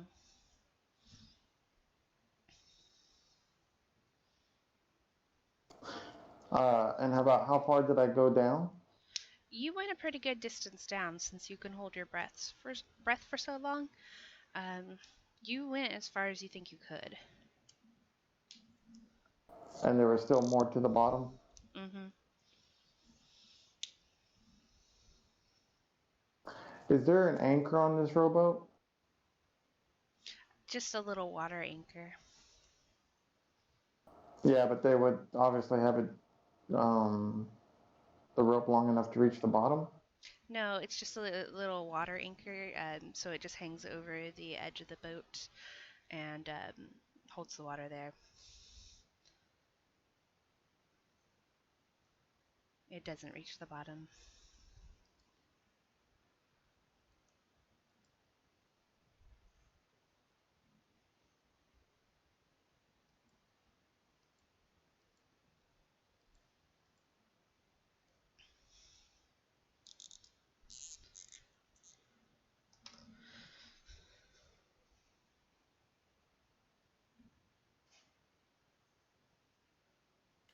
Hey Val, you said you started like a little fire or something? Yes, indeed. Holland, you're catching up to Largo now. Or you're Okay. even with him. Is there any way that I can help?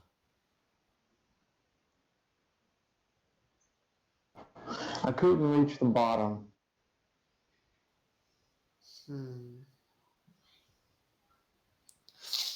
Well, let's see if I can see anything. And I'll jump into the water.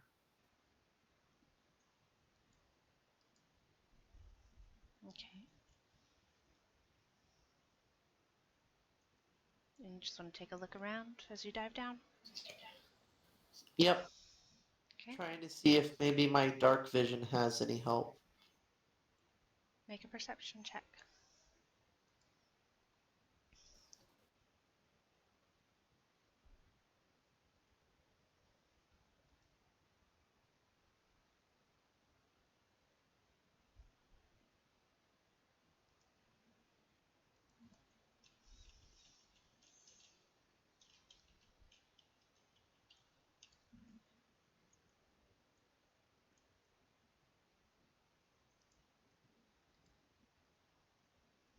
You're not even able to go as far as Largo did. The water's murky, almost impossible to see through all the debris and fogginess of the water. I don't like this. Try and stay down for as long as I can and then head back up. Can I attempt to add my rope to the rope in the boat? See if the anchor will go low.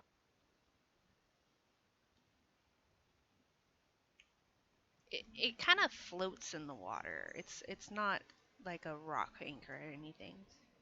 It's not a very good anchor. Let me put it that way.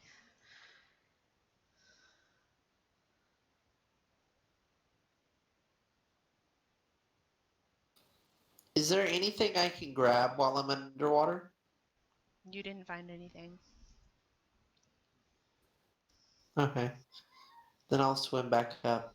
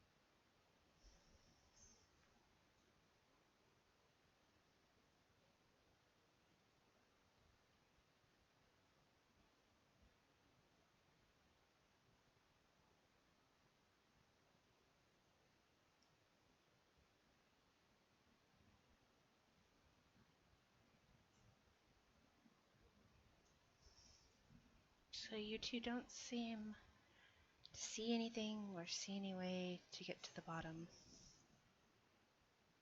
Holland, JR, what are you doing at the shore?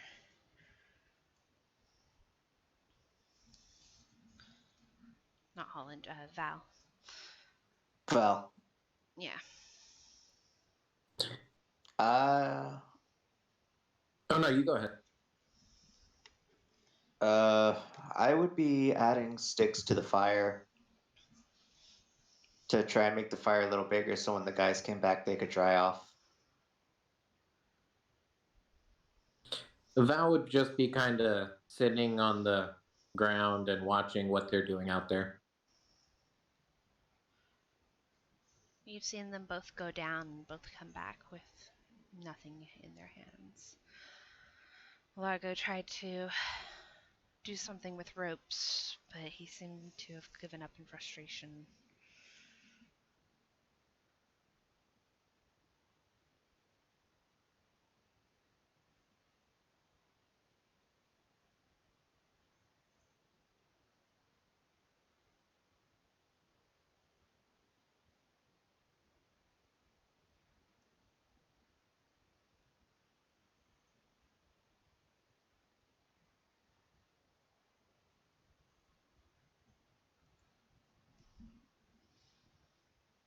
On the opposite side of the shore, Val, you see a large elk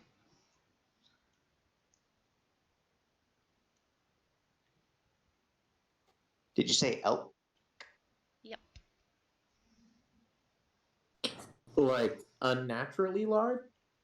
It was pretty big.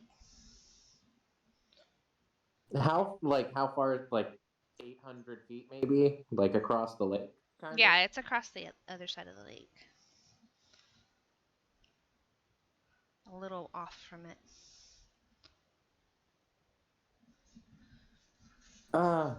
I'll be back.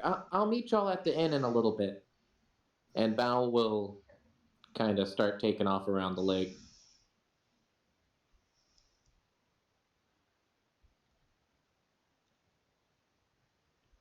JR, continue to feed the fire. I will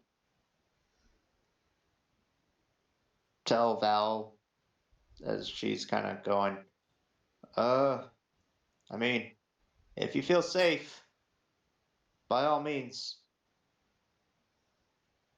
I just, I don't want anybody else to get hurt. And Val's quickly out of earshot after that.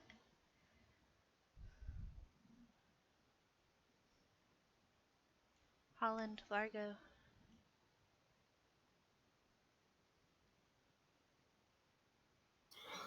If there's nothing else for me, I'll see if Largo would like to head to shore. You've drive down a couple times, grasping futilely in front of you.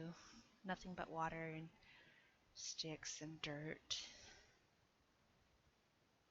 And you've come back to the boat.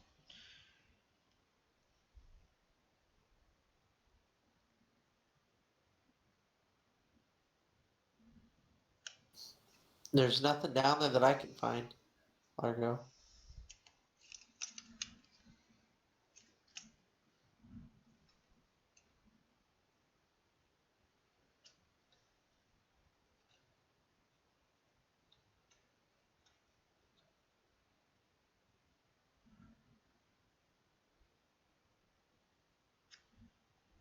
Largo. Is there an anchor on Holland's boat? Just a small water one. The same as what's on yours. It really won't be any use to you. The more rope you put on it, the further out it goes from the boat, not further down. He tries anyway. Okay. And you end up frustrated with this one as well.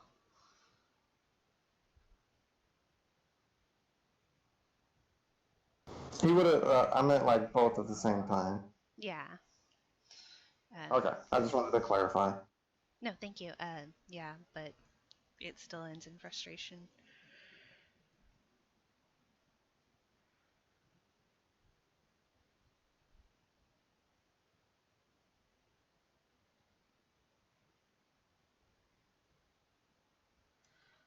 Holland kind of not getting a response from Largo. You see a figure off on the side of the lake making their way around, looking, kind of peering out. You see it's Val moving away from the camp. That's interesting. Why is Val leaving the fire that he made?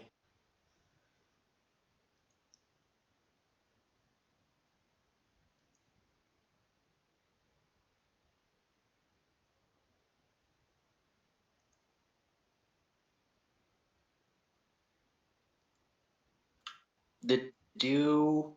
Hold on, I missed it. But did you already come back to shore, Holland? No. Okay.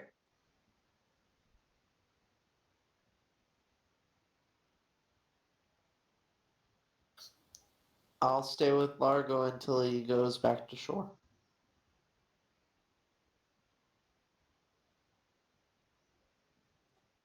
I'll send a message to Holland, and I'll send one to Largo as well, and ask if they found anything.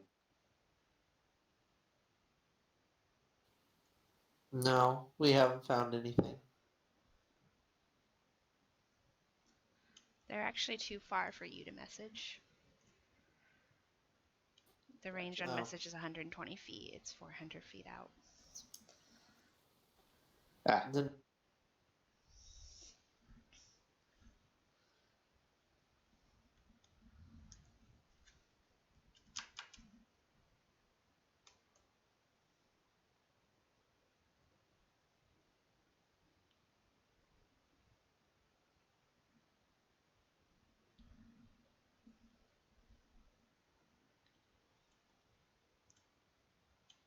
It's gonna take some time for Val to get around this lake, so what are y'all doing?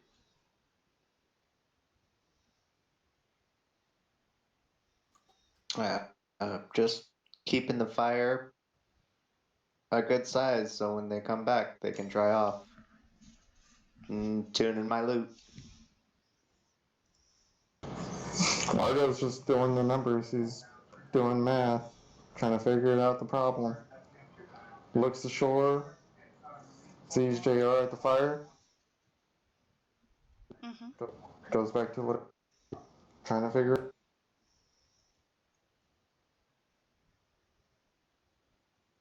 And the more time passes, the more time you're just like, it's not gonna work. It's just not gonna work. Yeah, but he's not going to shore with JR there. Ah. So he just keeps working on the problem. What about you, Holland?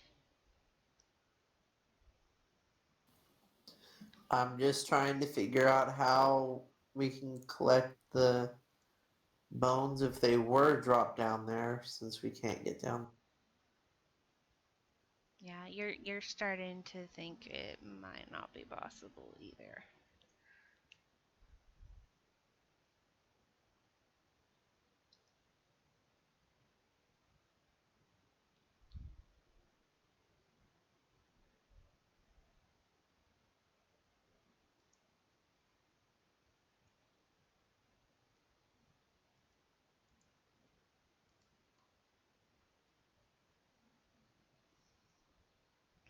It's not just about the bones. He's not leaving bottom of a lake.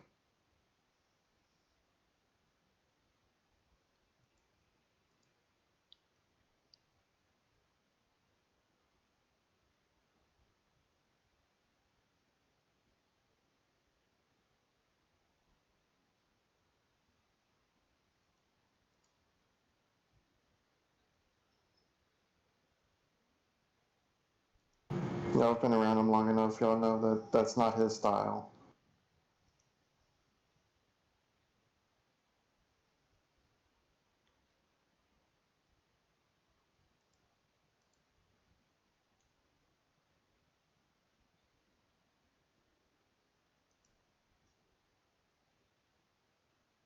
Give me just a second. Let's go ahead and take a 5-minute break. We'll be back at 8:05.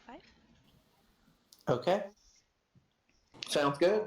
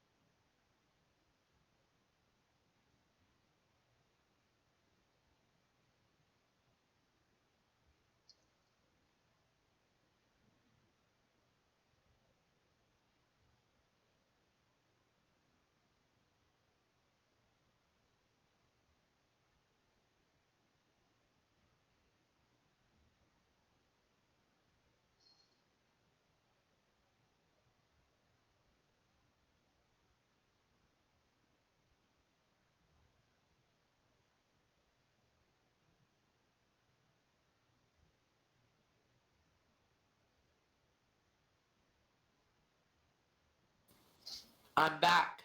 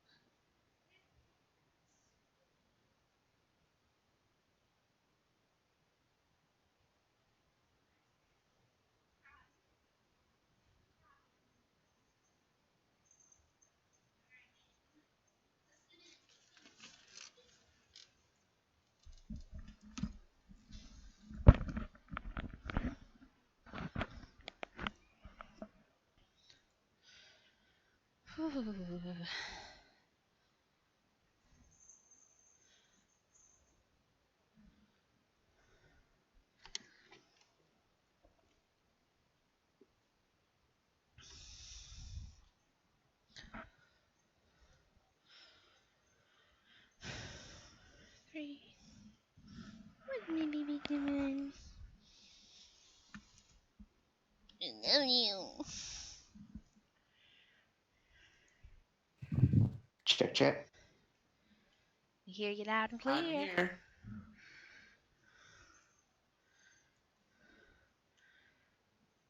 I'm here. Yeah. All right, everybody's here. Let's get back to it. Alright, so we left off at a stalemate. Holland's following Largo's lead. Largo is refusing to go back to shore until JR leaves, who doesn't know that, who's continuing to wait for his companions. While Val has been distracted by a rather large elk on the other side of this lake.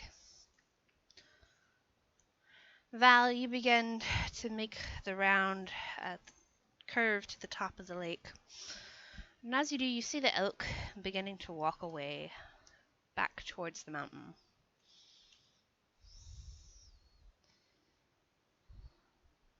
I'll follow.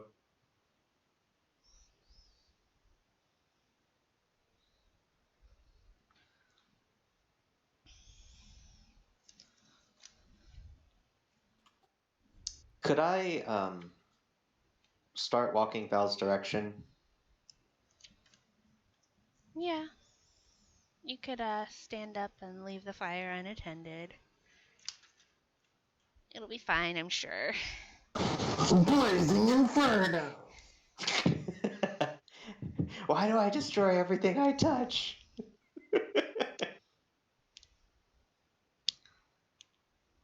I mean, if it mostly looks pretty safe, which I've been watching over it for a while, so I guess I would kind of know. Yeah, you could definitely bank JR is it. just gonna be, yeah. JR is gonna be like, well, better go check on Val. And Val's Kind of already reached the north side of this lake, so it's gonna be a while before you catch up. 45 feet of movement. Oh, see, yeah. But you're only moving like what, 20, right? Right. Oh no, I had to run across to even get close enough to start following. Oh God.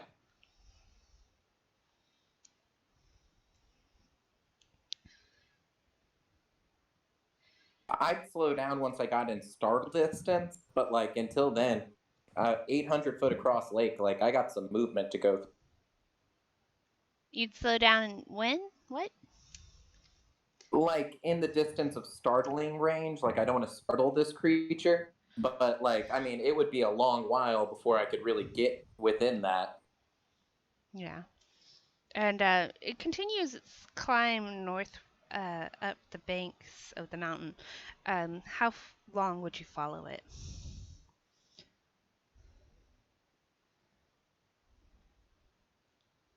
I would, once I got like, within a good distance of it, pretty close, I would start moving in just the normal speed, 45 per 6 seconds, because that's kind of a natural gait for me, Uh-huh. not like a running or anything. And I try to just do my best to close that gap while not like running at it. Okay.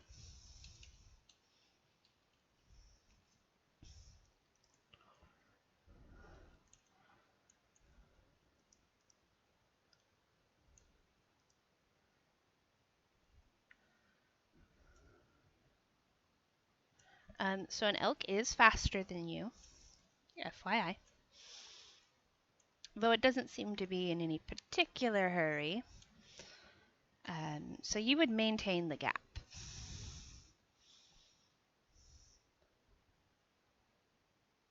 Unless you just wanted to jog a little faster. Yeah, I'll go for that. Okay. You're about on the edge where you think is probably the startling distance.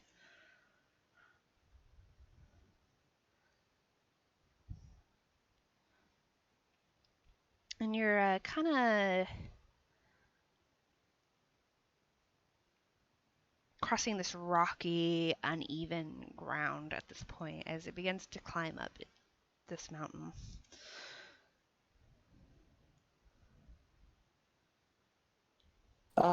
Hi, whoa. Uh, I mean no harm, just coming to meet you. As you say that, the elk turns around and then assumes the form of a man in tattered black robes. His hair and beard are long, black, and streaked with gray, and his eyes crackle with eldritch power. And he screams at you. You can't have my toenails! I'll put both of my hands up in a kind of calming gesture, showing I mean no harm, and I'll say, your toenails belong to you. I wouldn't want them in any way. I'll be honest with you there.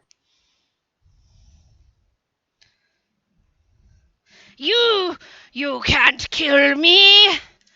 And you see lightning begin to crackle in his hand.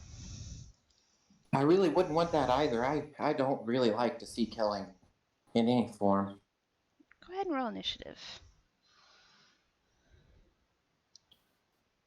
Everyone?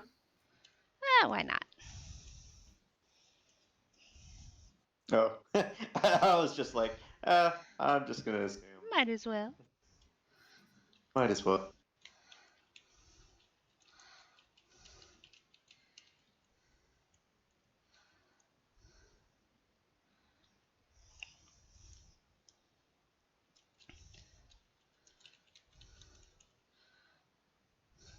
Let's say something that would have drawn my attention. You can skip me. Same for me. Okay, thank you. Val. So you're like, oh, you're against killing. And so you're like, I'm against killing in any form. Yeah, not senseless killing anywhere here.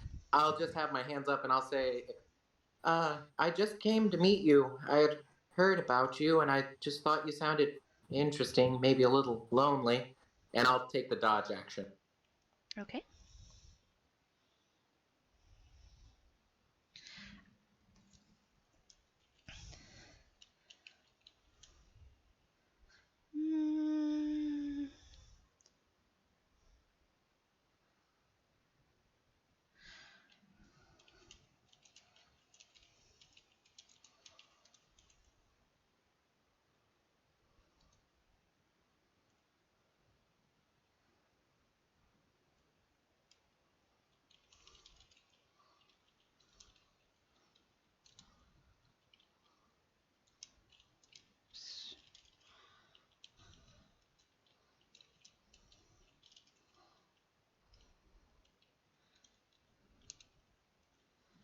Okay, Val.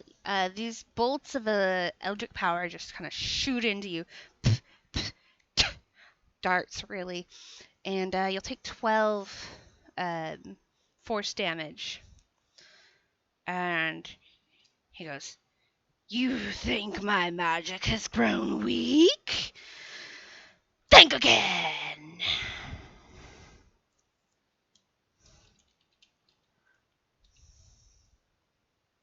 JR, you hear yelling in the distance.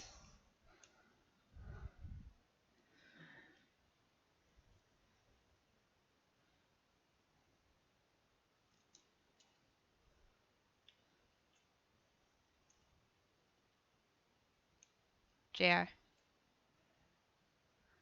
Oh, sorry. So I'm actually going to start dashing. Okay.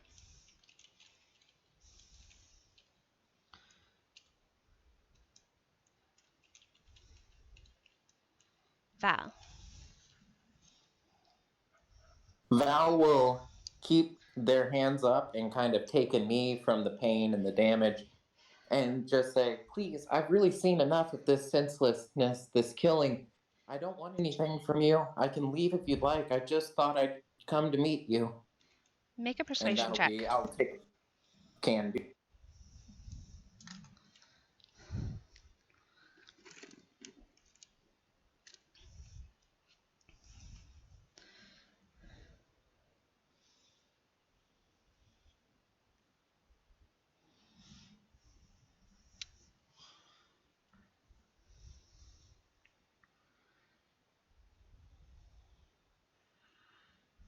And then if I can, I'll take the dodge action. That'll be me. That'd be your action, but I think you can dodge as a bonus action, right? Yeah, I'll spend a key point on. Oh, okay. And he's gonna look at you and he goes, and he's gonna like chew on one of his fingers. He's just gonna go, "They said the servants of evil would be wily." But he does not attack you. JR, what's your normal movement? Looks like 30's normal. Okay. So you're just beginning to see like the backs of them. They're still a good distance away.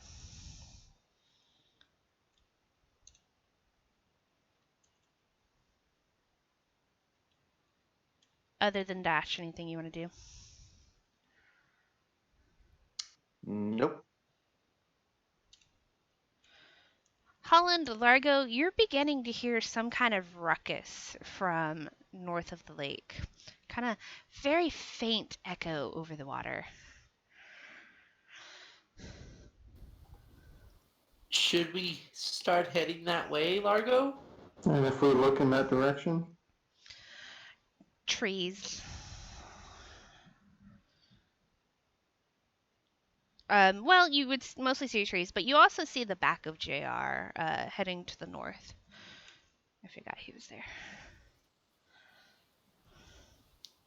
JR seems to be running off in that direction. Should we go help him? What should we... That's about the extent of what you can say this round, Holland. Good with me. Largo?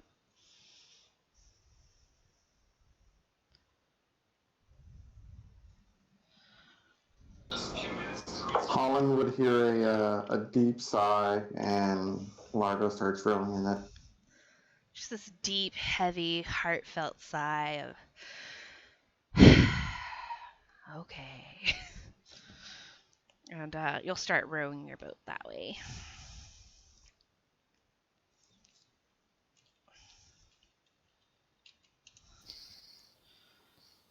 Okay.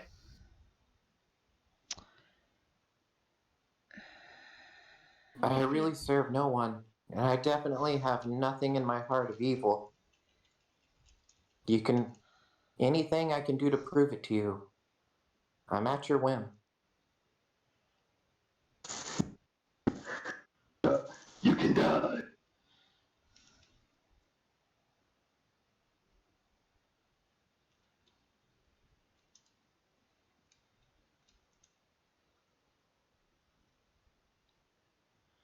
I didn't get a look at who said that, and I'm really worried right now. It could be any one of us. I mean, it's cool if it's any one of y'all, but if it's Rebecca. You can die. Oh God. I can do terrifying voices. Don't judge me. So, he's gonna look out at you. He's really staring at you. I mean, he is just boring a hole. You almost rub your head a little bit because you're like, "Nah." And then he sees Val will JR. definitely punch.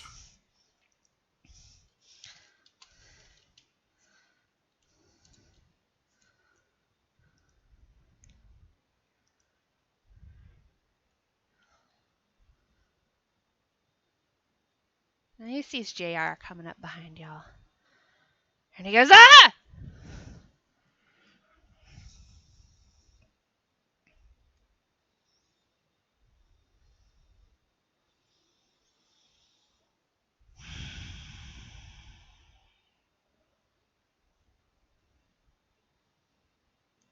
And then suddenly there's 3 of him.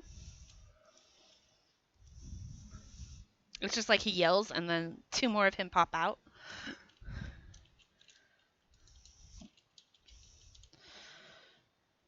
JR, you see this?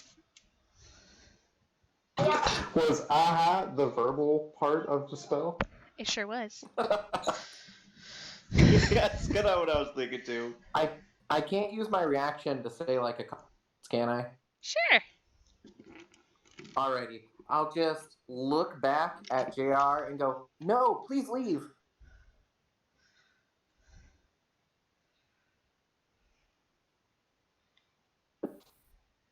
Jar will completely stop, like,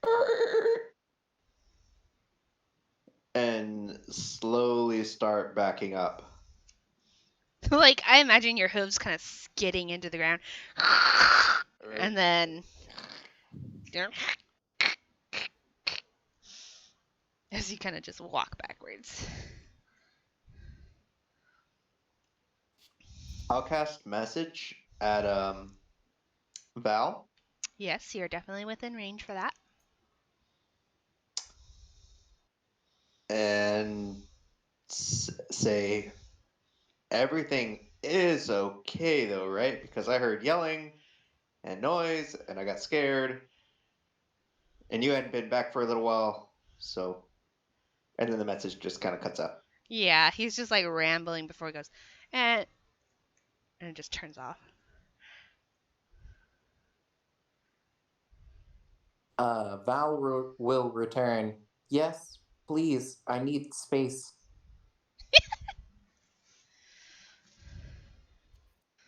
JR will turn around, but still looking back, and just use his normal movement speed back to where he came from.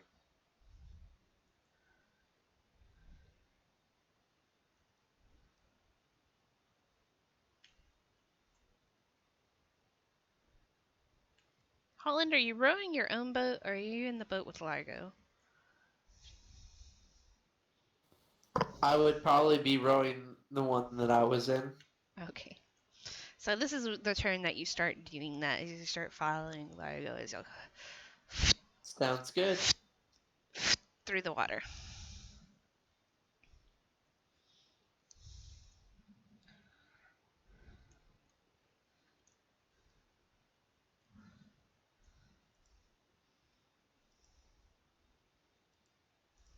Val will just, in the safe posture still, on a knee, say, please, I mean no harm. I just came to talk. If you'll have that. He's still kind of chewing his finger. He looks at you. He goes, "Yeah, I could use a new pet. I'm gonna point at you, and I need you to make a wisdom save.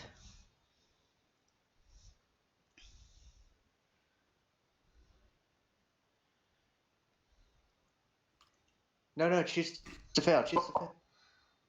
Ho ho ho ho! So whatever he just tried to cast on you doesn't work. Oh wait. Let me double check. Whew! Yeah, doesn't work. So he goes, it's a shame. You'd have looked better with feathers. And still maintaining his distance. All three of their distance, really. He goes, who sent you?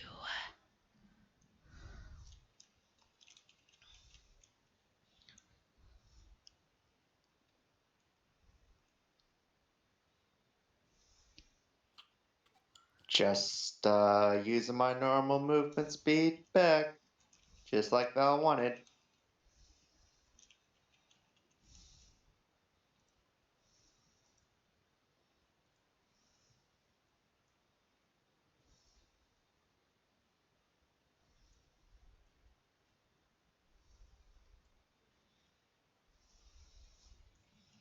I'm going to assume you two are just booking it towards the shore.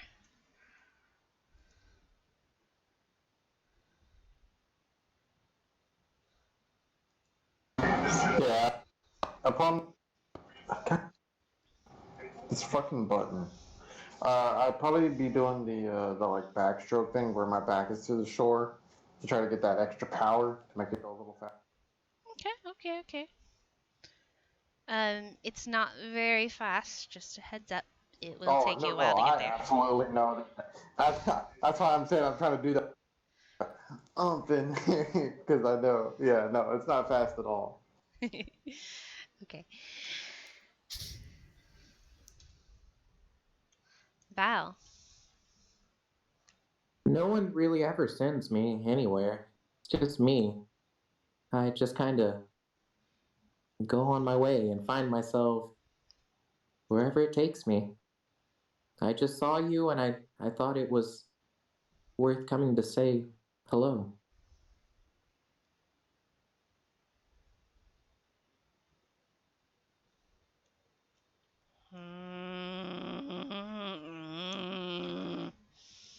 He's making disturbing noises as he stares at you, his hair just wildly whipping around him. And he's like, do you have any buttermilk? That's his turn. JR, you're beginning to touch water now with your back hooves. Well, I mean your hooves.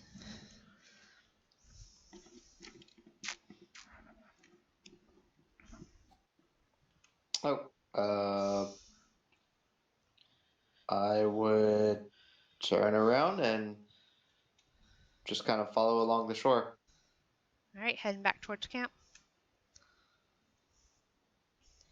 Yep.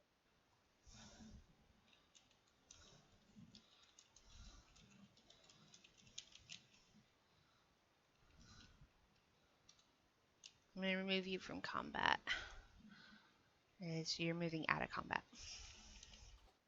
That's fine.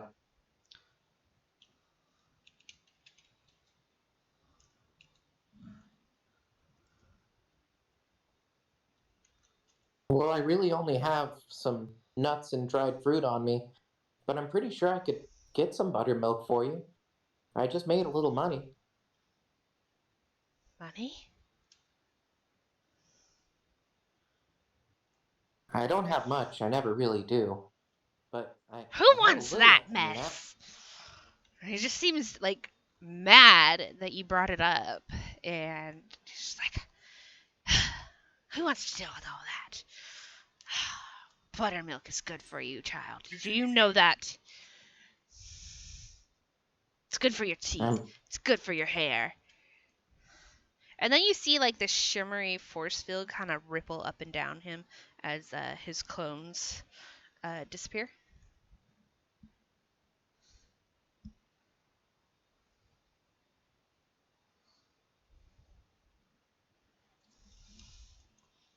I'll never really pause to like kind of give it my turn worth. But like, Uh-huh. if you ever want me to say more, just let. No, no problem. You're fine. Just tell me when you're done.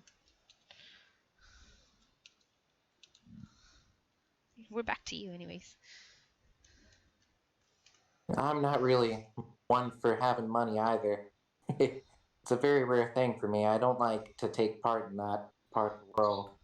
He kind of But squints I his can bring you eyes. buttermilk. He kind of squints his eyes at you and he goes, "You sure you don't want to be a duck?" I don't think I do very well in it. It's hard enough just being me. Being you's overrated. Look at me, I'm not me. That is really nice. There are times when I wish I was.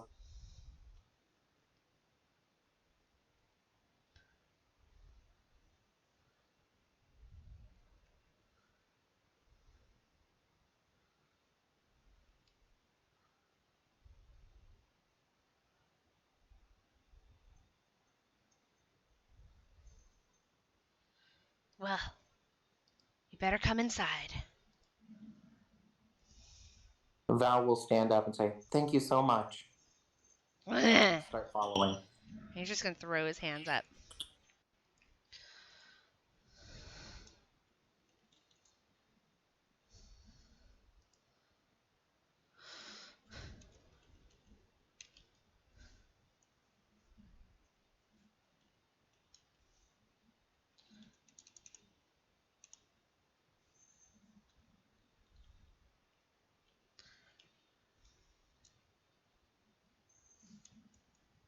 Give me just a second, I'm looking up these. There we are.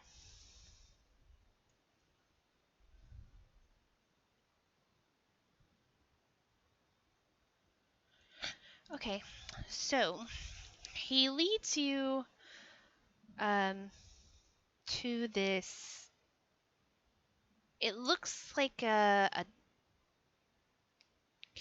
kind of looks like how when heat is shimmering, you see it coming off of pavement. It has that shimmer. This is what this looks like. And he points at it and he goes, "Well,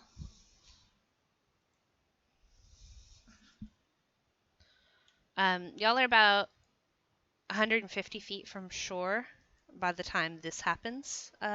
Holland, Largo. JR, you're about halfway back to camp." Okay. Okay.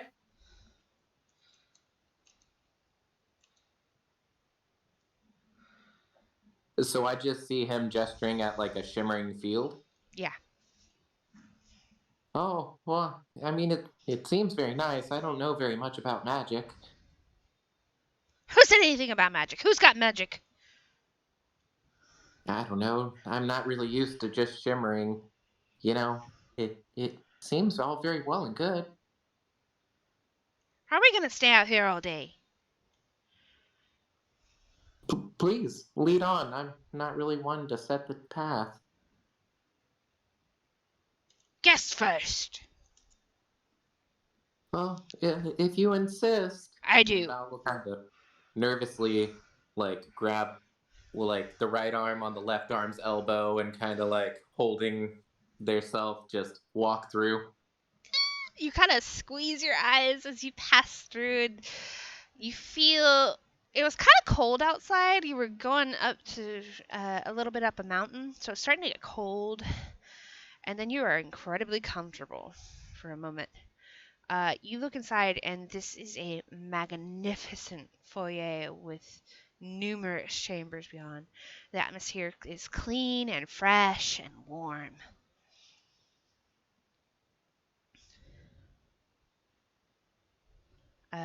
You see, it's almost transparent. This figure that comes and approaches you. Oh, hello.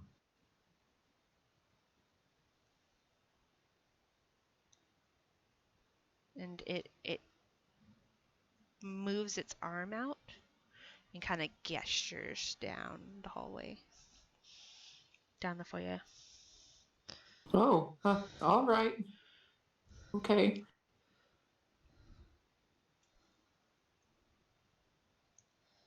Behind you, this crazed person pops in and he goes, "Mm, who lives here? They have terrible taste." "No, I don't want any of that. Get off of me." You see him batting away another one of these near invisible figures.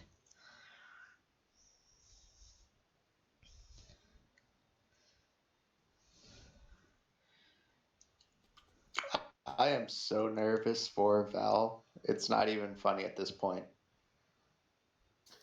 Same for me. I oddly feel pretty good about this compared to everything else I've experienced. I have no idea why. I'm just like, oh my god, please be okay. This guy's a psycho.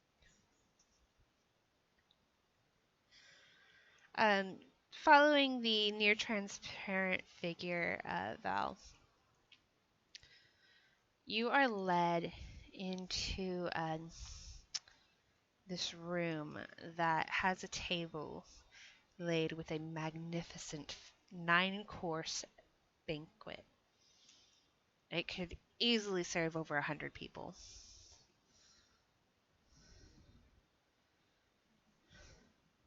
Oh, wow. I'm gonna kind of look behind me. I can see the figure, right? Yeah, and the figure, and then you also see the guy who is he's got first off he's got a strand of hair in his mouth, and he seems to be like sucking on it. And then he's got his own little near invisible figure who's like desperately trying to comb out the snarls of his hair, and he seems to have given up batting him away. I've never really been in a place like this. This is quite extravagant. He tilts his head and he goes, "Have I been here before?"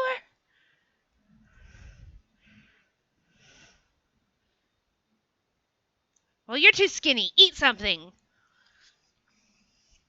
I really appreciate it. Thank you so much. And Val will Bah! kind of start sitting down and looking for, you know, Oh yeah, non-meat palatable things. there's fruits and vegetables, nuts and plants, and pretty much anything your little heart could desire. Is there buttermilk?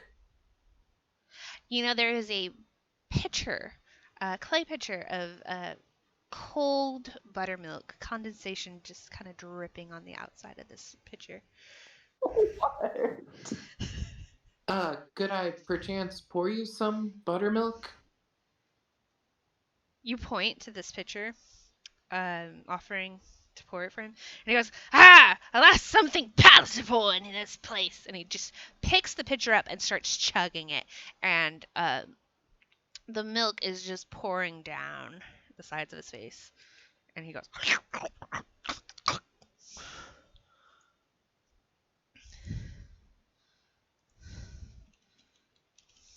Wow, it must be good. "Buttermilk makes you strong. You will grow up strong, and you will have hair on your chest." And it's kind of dripping through his goatee beard right now at this point as he kind of spits these words at you. Yeah, that does sound pretty good, aside from the hairy chest part. Kids these days. Back in my day. And he stops. He seems to think about it. He goes, what did we do in my day? And he starts wandering off away from you. Largo, Holland, at this point that you've reached shore, JR, you're back at the campfire.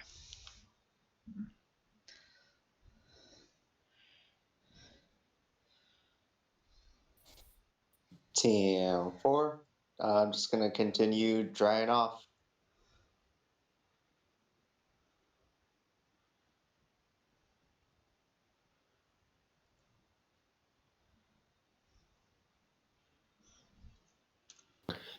My headphones were being a little staticky. Did we reach shore? Yeah, that's what I just said. So you and Largo have just Okay. reached shore, and JR has just made it back to camp. And it's your turn, Holland. Well, should we go see what all that racket was? And I'll pull the boat up on the shore and then start heading to where I think the racket was coming from. Okay, you start heading north.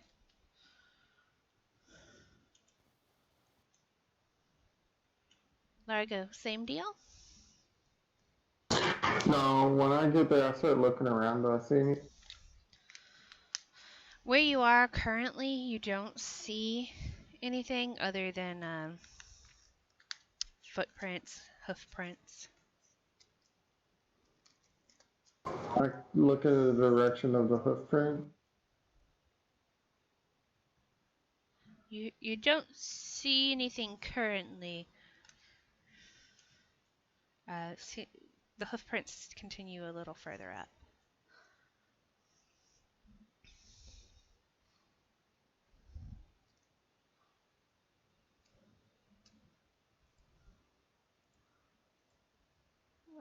I guess I'll follow them. Okay, you reach a point where they make this deep groove in the ground, but they don't continue any further. Val, your servant, that little invisible person, is loading up a plate for you as you're still working on one, and you see a little cloth napkin kind of drift towards your lap area. Oh, well, thank you. And letting it settle on your lap, you realize this is a very fine material. And the second plate is placed next to your one that you're still working on, and it seems to have all your favorite foods.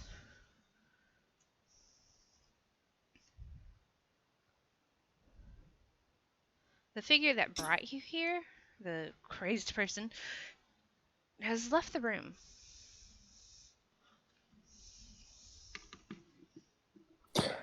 I'll kind of like pack some of the more stable foods into my bag and then try to like go towards wherever that figure left to. Yeah, so you just like start shoveling a few of them into your pack, and you're like, oh, and then start following out of the room, and you see he's kind of muttering to himself, and he's walking further into the this nothing better to Real describe it quick than though, mansion. Yeah, uh before I leave while I'm getting the food shoveled in, are there any pies around? you know there is. I'm gonna make sure to grab a couple pies because it seems like my friends are really big fans of them. Oh yeah, you grab a boysenberry pie, you grab a cream pie, you grab a blueberry pie. Yeah, and I'll just do it as quickly as I can and head towards where that figure was going. Okay. You follow behind.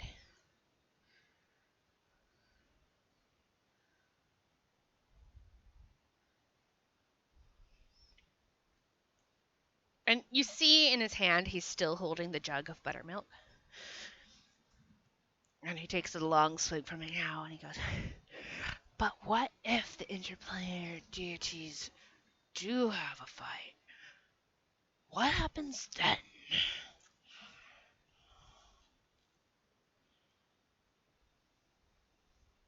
Holland, are you following Largo?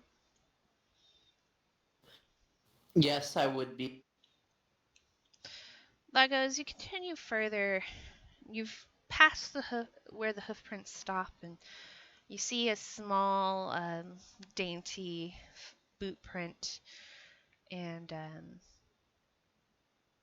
the print of some bare feet. And just beyond that, you see something that seems to shimmer in the air.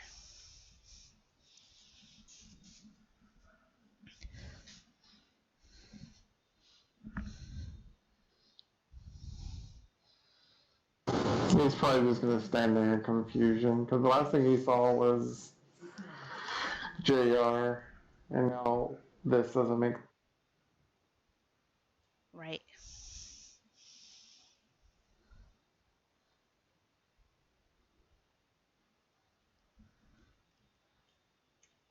Val. Your host seems to have forgotten your presence.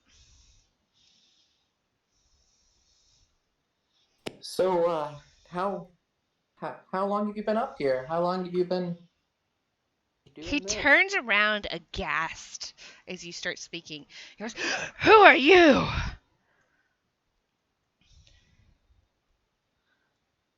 Oh, I've I'm so just sorry. clipped my toenails. You can't have them. No, I have my own, enough to keep up with. You had led me here, and I was just trying to, you know, see how you were doing. Oh, yes, I think I vaguely remember this. Uh, you were staying the night, right? I could. I had some people I was traveling with in town that'll worry a bit, but I'm sure one night couldn't hurt too much. Okay, yeah. Guess, and he kind of like waves his hand in a direction. He's like, guest rooms are off that way. Yeah.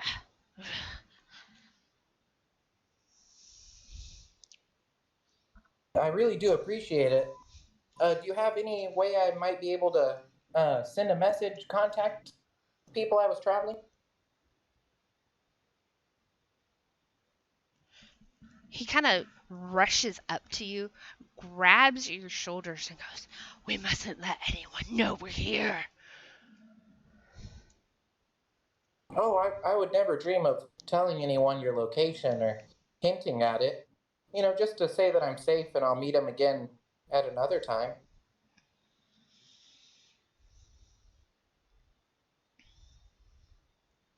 You seem like someone who values their privacy, and I would never intrude on.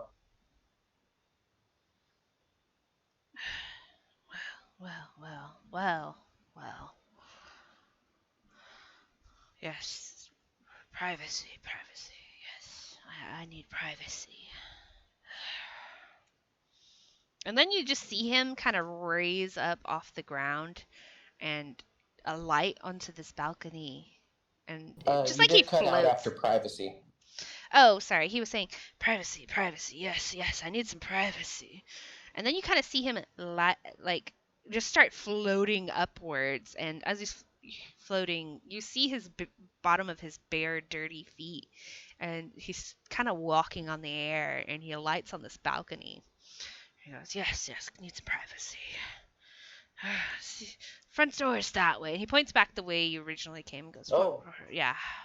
all right then. The servants will see to your needs. And then you hear a door shut. If you'd like, I could always, come back and visit you at a later time. You get no response.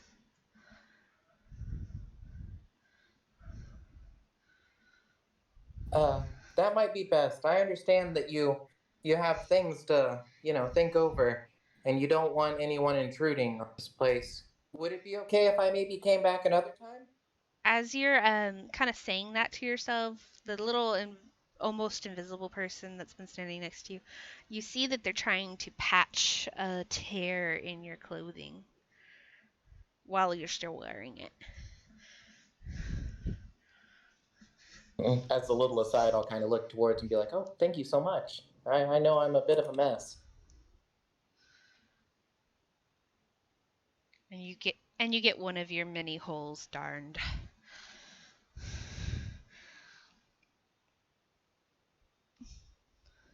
Is he still up on the balcony?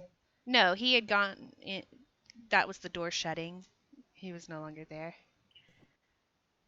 Oh, okay. Hmm. This, like the shimmering place, it's something I could kind of remember, right? Yeah, it definitely will stand out in your memory. I'm going to look towards the servant and say, would you perhaps have some paper and a quill? You see it kind of incline your head in your, uh, its head in your direction, and then it starts moving off. I'll follow it. It leads into a room that looks like a study or a library, and it goes to the desk, opens a drawer, and pulls out a sheaf of paper. It also grabs a quill and ink, uh, an ink jar, and approaches you. I'll scribble down a quick note. Uh, Thank you so much for having me. I'm sorry to have intruded, and I hope to see you again. I hope you won't mind me returning soon. I really should go and meet my friends so they don't worry too much, and I understand you like your privacy. But I'll try and stop nearby soon, and if it's okay, you can let me in. Thank you again, and I'll bring some more buttermilk, and then I'll sign it Valadrius. All right, and so you do. And you leave it on the desk, or? I will hand it to the servant and say, would you please give this to him whenever he's, you know, ready for it? And Okay, then I'll start making my way out. and it inclines its head towards you once again, and then follows you until you reach the door. Largo, Holland, you see Valadrius pop out of midair. What? What was that? Oh, hi.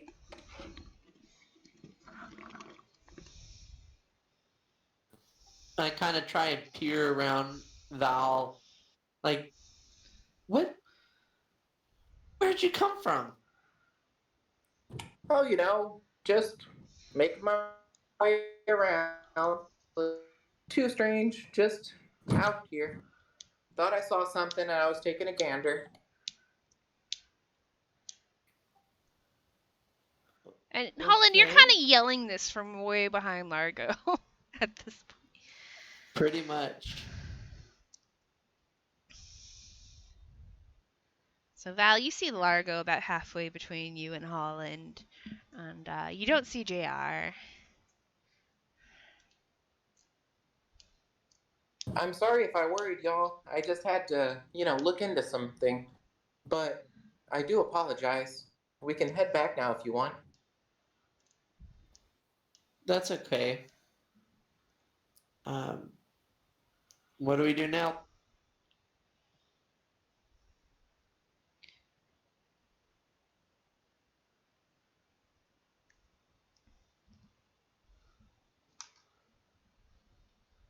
He doesn't answer, but he'll just turn and start walking away. So Largo walks away without a noise. Okay.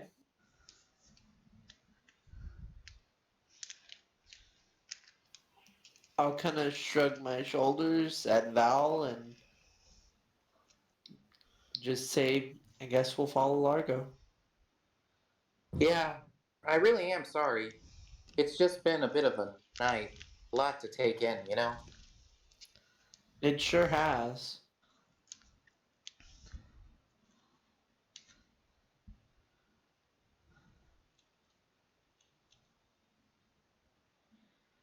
And darkness has fallen at this point, and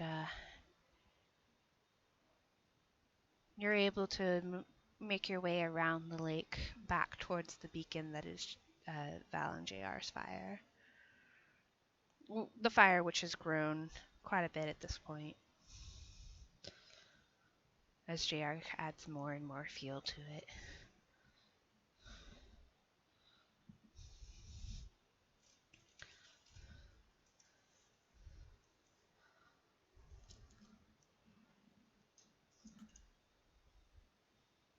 Hey there.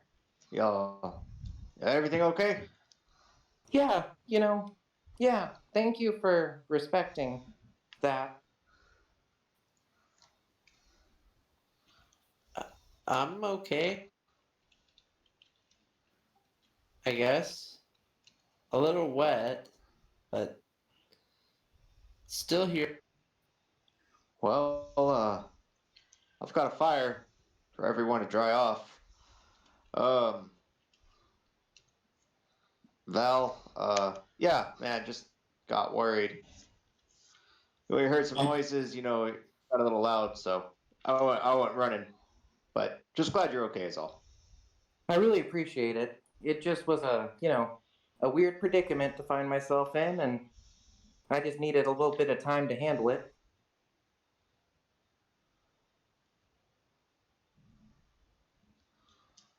You said it's like nighttime at this point.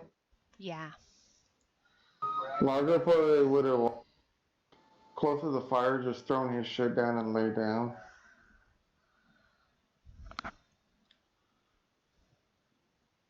Okay. So he flops down near camp.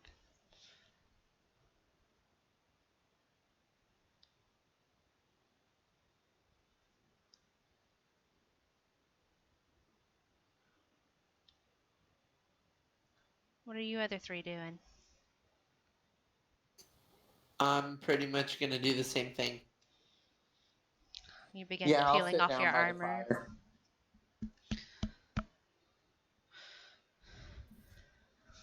You're gonna try to take a rest here. That's what Largo doing. Yeah, I'll take first watch while everybody gets comfortable or starts resting. Okay. Holland, Val, y'all are starting to peel off your armor and get ready for bed.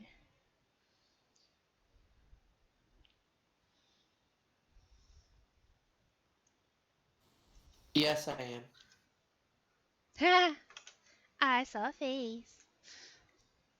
Was like, what in the world? I caught the corner of my eye. I was like, what? I am so sorry. I accidentally did the other, and then suddenly I was trying to get that, and it froze up on me. But yes, I'm going to bed. Okay.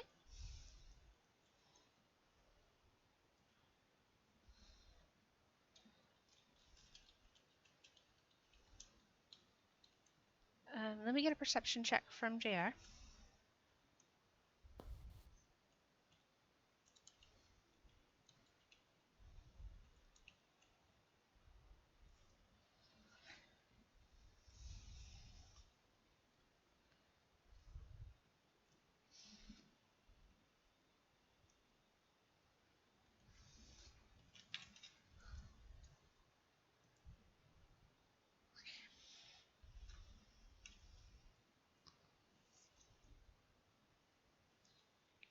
So let me roll a d20 again.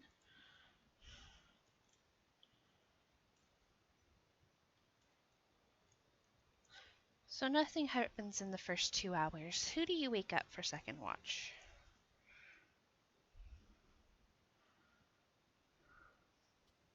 I'll go wake up Val. Val, you feel a large hand on your shoulder shaking you awake. Oh gosh. Oh, hi. Oh, it's just me. Sorry.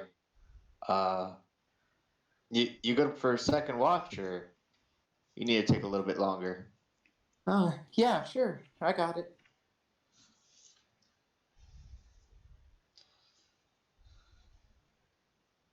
Cool. I'm gonna crash out then. Nothing happened.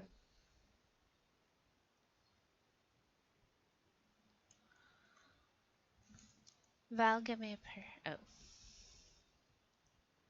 He beat you. I see that. I was in the wrong one. All right. Oh. So, Val, about 30 minutes into your watch, you hear before you see a figure cutting through the mists.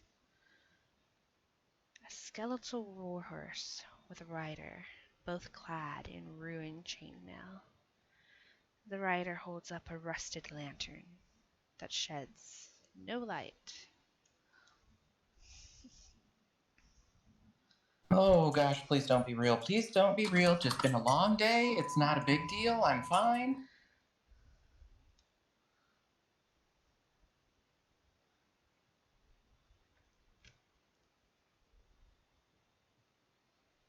And Val will just kind of wait and see if it gets like within 60 feet, I'll freak out and have a little wake up everybody kind of moment.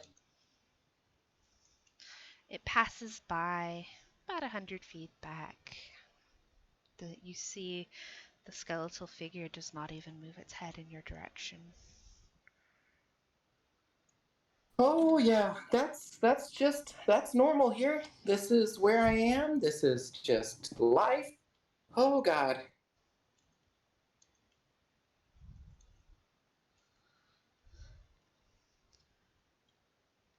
Who do you wake up for the next watch?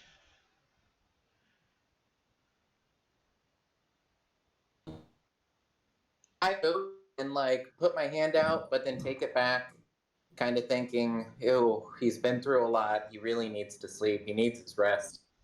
And I'll go to Holland. Okay. You feel the most tentative of touches on your shoulder, Halden, as Val says, your turn for watch. I wake up a little slowly and then I stretch and I take up my watch. Give me a perception check.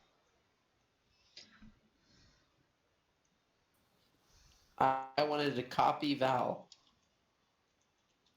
Apparently.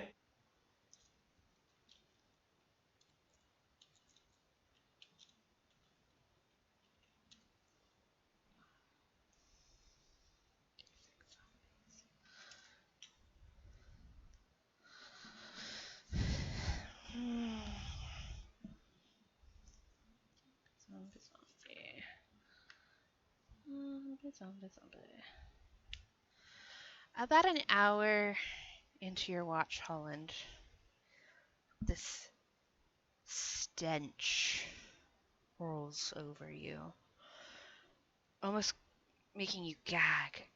As the stench of rotting flesh permeates the air. Up ahead, where you're watching the walking, moaning corpses of dead men and women begin to lumber in your direction. In my direction? In the whole party's direction. Uh-oh. I'm gonna 3d6. back up as close to my friends as I can, and if they get 10. about halfway from where they are closer to me, I'm gonna wake up my group. You shake everyone awake quickly, and I need everybody to roll initiative.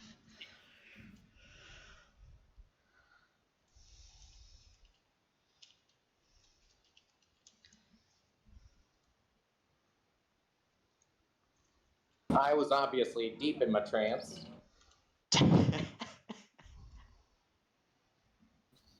I definitely was not ready to go and fight somebody. Well, someone was still after you, Holland. Check that out. Yeah, 0.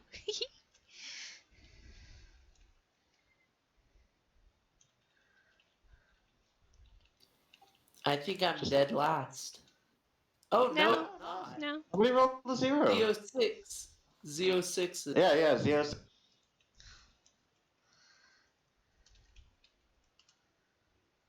All right, so Holland is going to be the only one currently wearing armor. Just a heads up. How close are they? They are about 60 feet. Oh, sorry, hold on, that's wrong. Not my armor.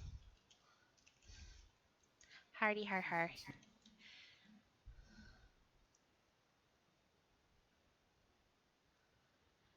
I'm sorry, they are 40 feet. Move up 10 feet and turn undead. Okay.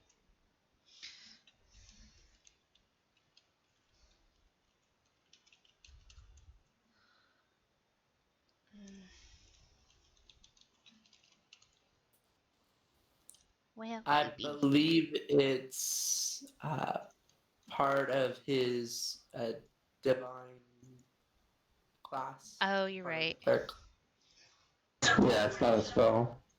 That's why I can't find it. Alright, what kind of save they need to make? Wisdom. Okay, thank you. They ain't smart.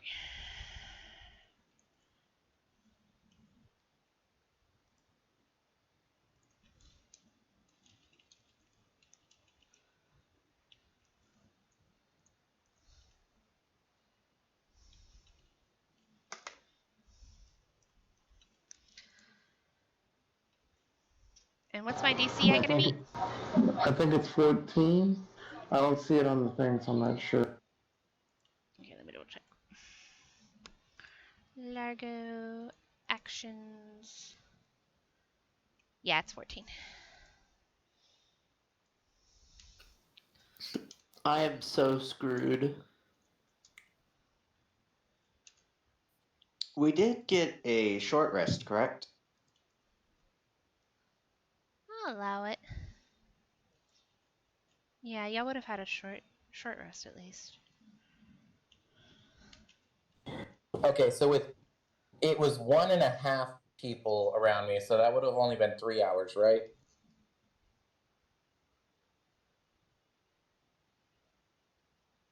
Yeah, that was 3 hours. Uh-huh. Darn shame. Alrighty. You still have to spend the full 6 hours at least in low activity before you get the long rest. Just a heads up. Well, he's an elf. He gets like 4-hour trance or something. Right, but they still have to take they won't be out of commission for the full 8 hours, but they still have to take the full long rest time.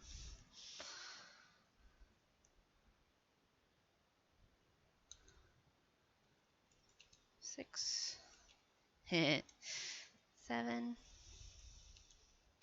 8, 9. So I have 3 passes altogether.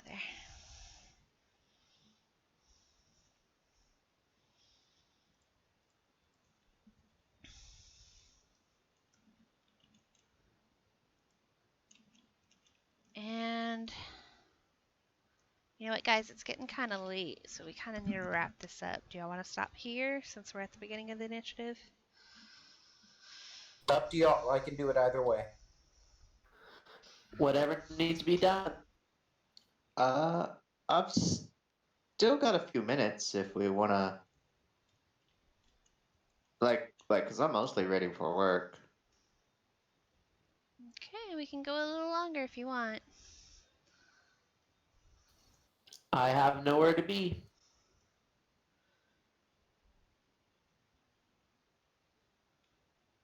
Okay. This one actually passed its save, so it shuffles forward another 20 feet. But hey, stop us whenever you need to. You got to take care of yourself too, Becca. Oh, I'm fine. As long as Jay's fine.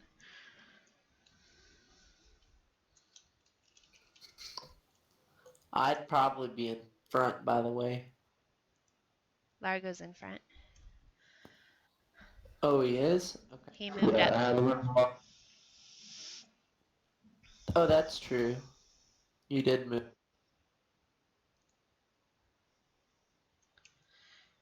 So this one moves away.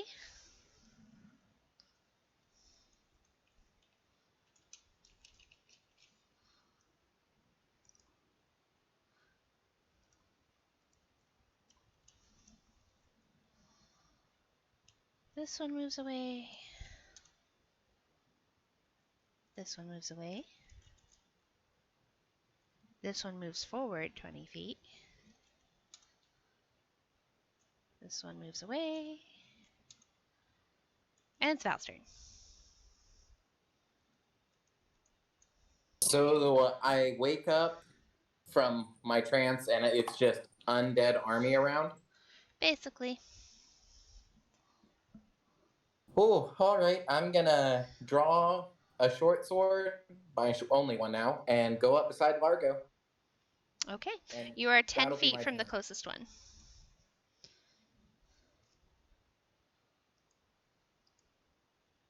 JR.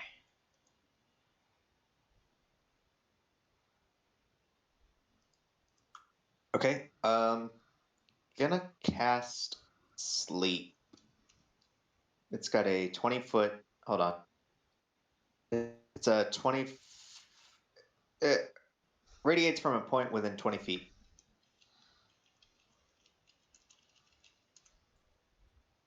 So yeah, 20-foot radius. Okay, do you want to hit the ones that are being turned or the ones that are coming closer? The ones that are coming closer. Okay, your spell doesn't do anything.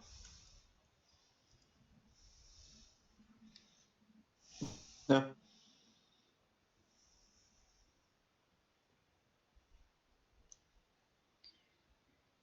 This one runs away. This one comes closer. I feel like I'm picking daisy petals. You're welcome. Holland. He likes them. He likes them not. Exactly. I'm gonna move up 30 feet so that I'm right beside Largo. I only move 10. I was gonna say. Oh, well then I'll move my full movement. So if that gets me next to somebody, I'll just stay It's 5 20 feet back feet from to them. the closest enemy. Okay, then I'll get up right on him. Okay. How close are the other ones? How many can I get in 10 feet? You could get 2 in 10 feet. Okay. Well, I guess I'll try and knock 2 down at once. I'm gonna cast Shatter.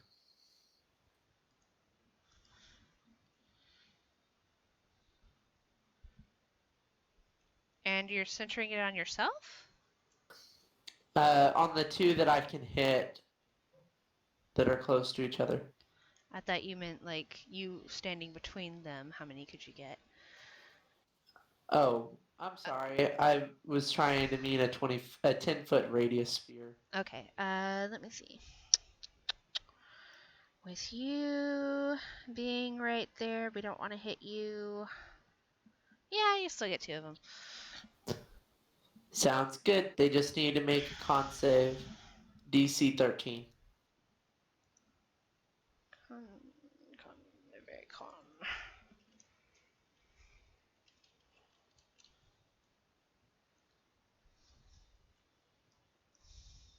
Oh, I'm sorry. It hasn't updated to DC 11. I still have my charisma drained. Okay, so. Oh, you know what? I think you would have got that back already. Let me double check. It, from what I You remember, said it it said was long like rest. 24 hours, right? Was it the demon? Yeah, the demons. Okay, Yeah, then I yeah, no, believe it wouldn't so. be back.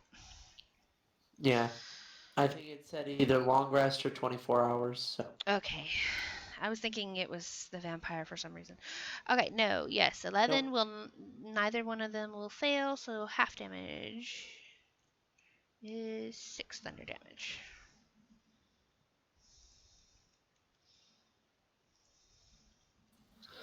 And bonus action, I'll just curse the one that's right on me with Hexblade's curse. And I'll end my turn.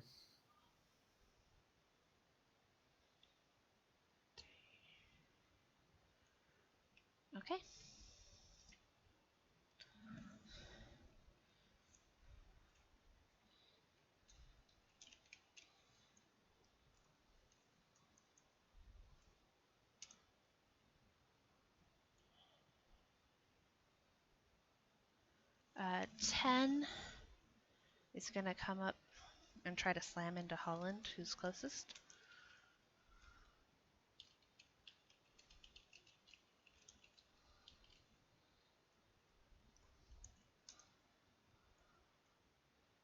For 5 bludgeoning damage.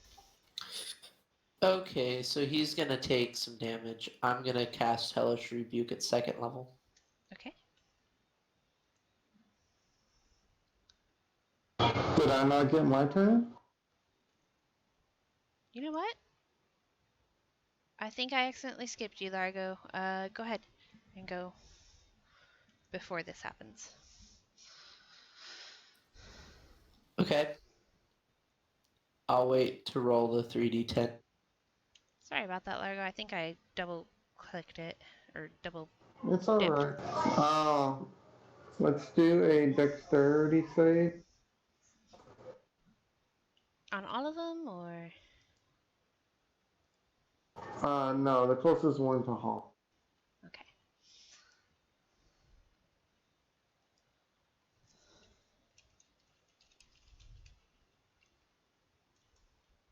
Huh, there it goes.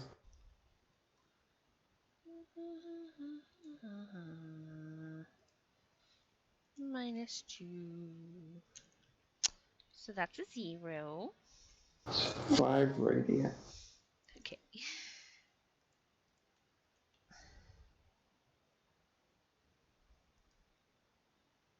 Okay, then number 10 comes up and slams you. And then you can Hellish and Rebuke. here's the 3d. The measly 3d10. Could have been worse. And that's on my spell slots. Wowzers.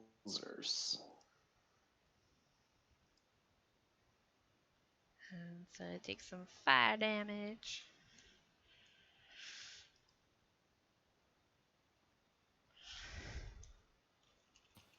And that's it for my reaction.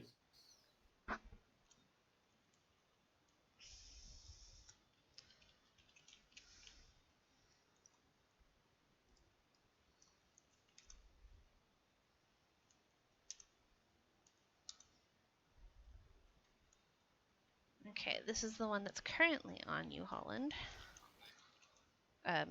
Was already on you.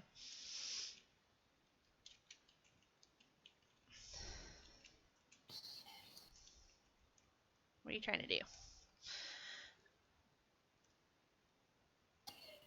I was just trying to update my sheet from D&D Beyond. Oh, okay. I was like, hold on.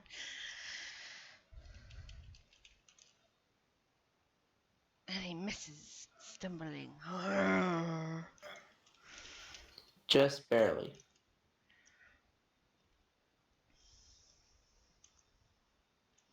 Val. I'll run up to the one that's on Holland and go ahead and give it a good old short sword. Okay. There's 2 on Holland currently. You can go for either 1 or 10.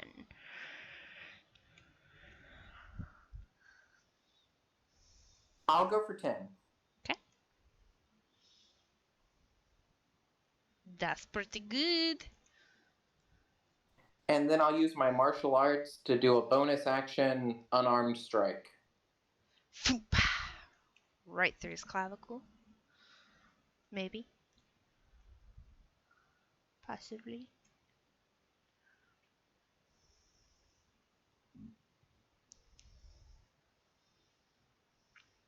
Right through his clavicle. Somehow better than my normal short sword. Wow. Oh, wait. Damn. I messed up. Con save. Roll 1d20 plus 3.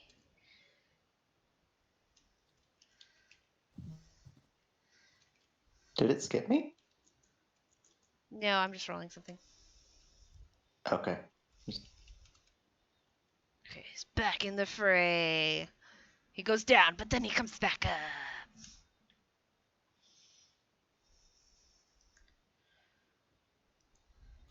That's the one on Holland, right? That's one of the ones on Holland, yes.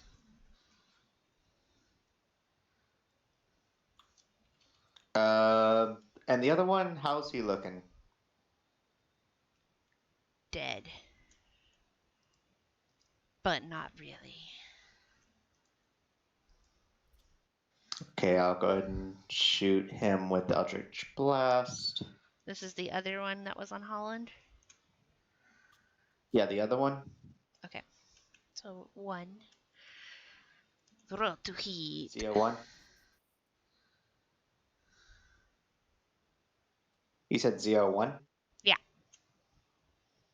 CO1.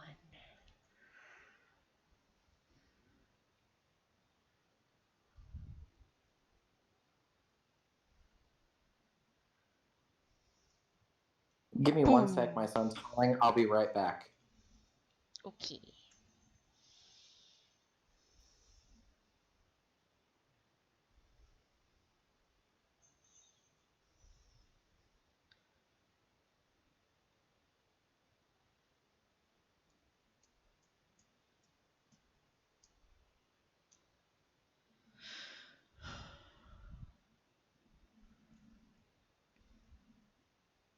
Anything else, JR? Oh, sorry. That's a no.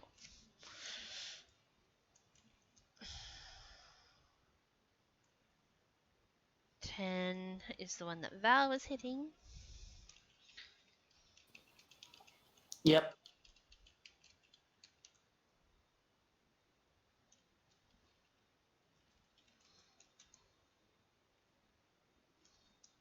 This is the one that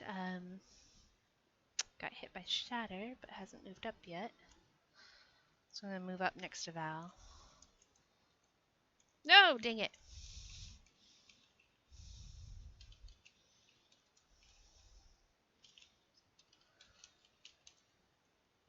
Okay, it's not really 7. It's 5. I just hit the button too early. Holland. Okay. I'm gonna attack with my great sword. Just be done with it. Okay, who are To you number attacking? 10. Okay.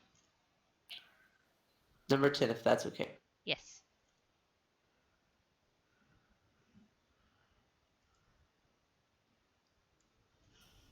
So that is 10 damage.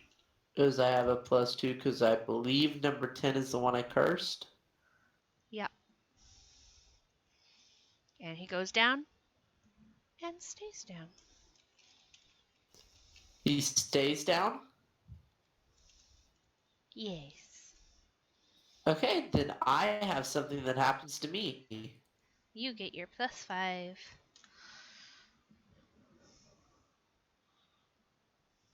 I actually regained some hit points, so I'm not at 10 anymore.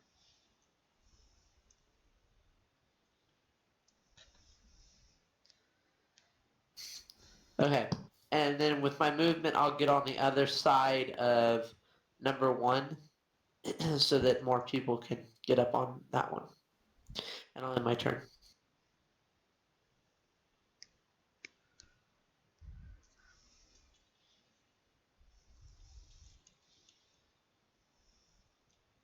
Lago. 1 or Number 5? 1. Oh, right, perfect.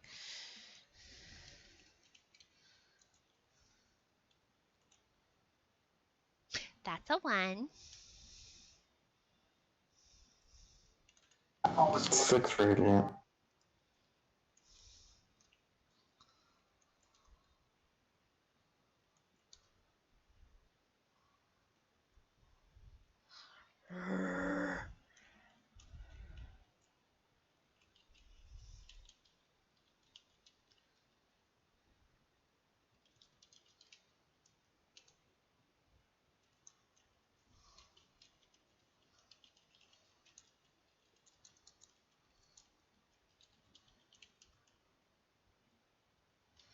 You get slammed for 7 bludgeoning damage.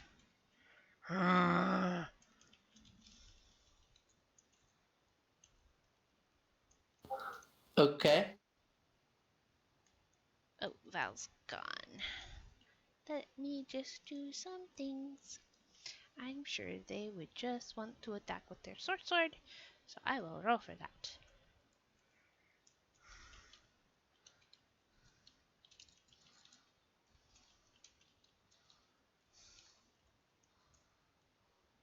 That's very good, me.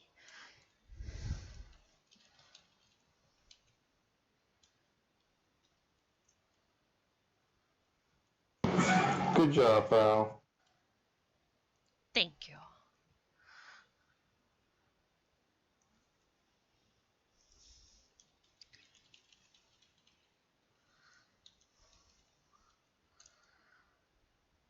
But he comes back up.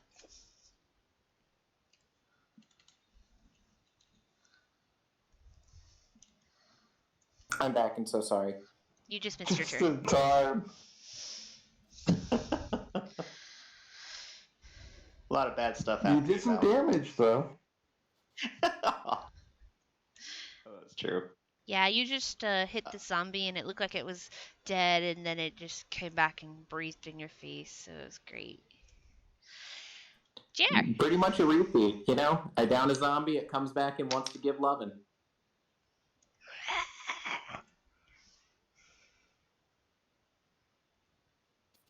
CO9? CO9 is not in sight.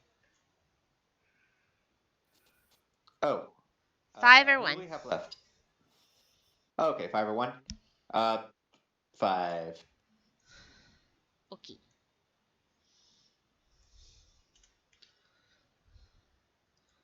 Okay, dokie. Next.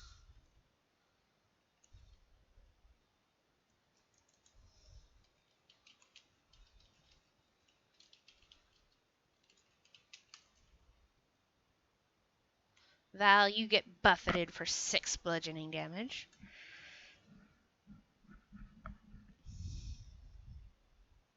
Oof.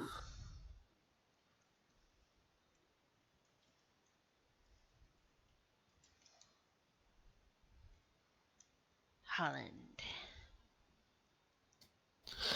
I will try and attack 5. You have moved to the other side of 1, so 5 is on the other side of Val. You would have to move 1 space. Okay, then I'll do that. Okay, so you'll take an As off long attack? as they don't take an op. Oh, I will? Yes. It's on the other Oh. side of Val. So it's you, zombie, Val, zombie. 1 is the one Well, then between I you guess two. 5 is the one on the other side. I'll attack 1. Okay.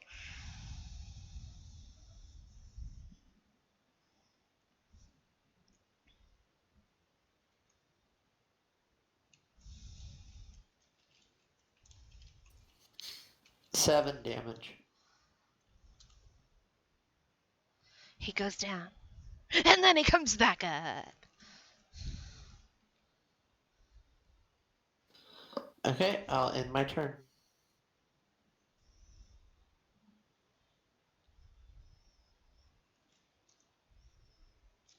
Largo. Is this one again?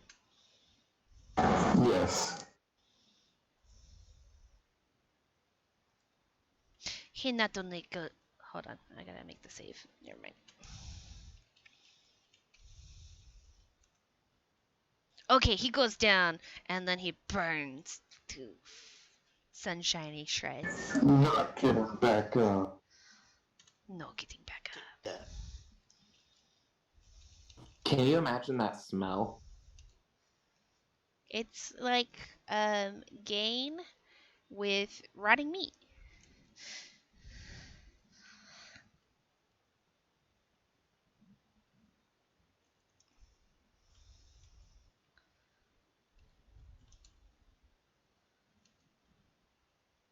Val, it's your turn. The only one that's currently on you is number 5. All right. Same thing. Going for it.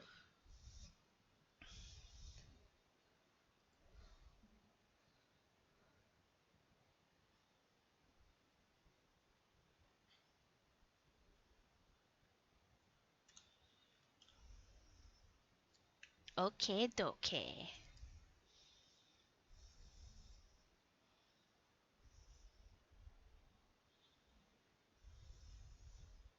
Numero uno. Why is my unarmed so much better?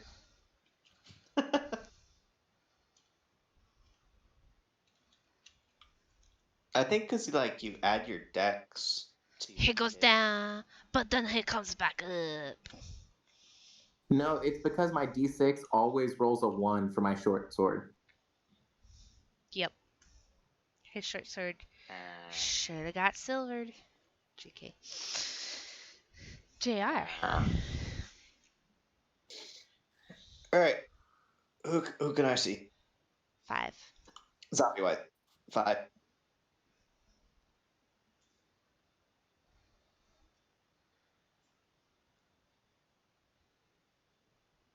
Pew.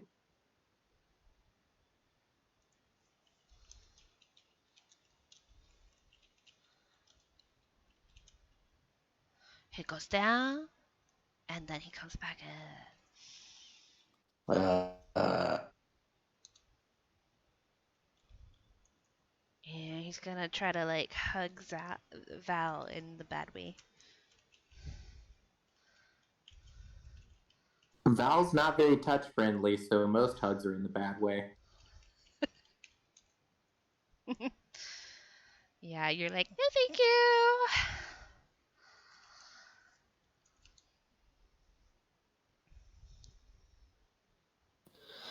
I'll try and hit him again.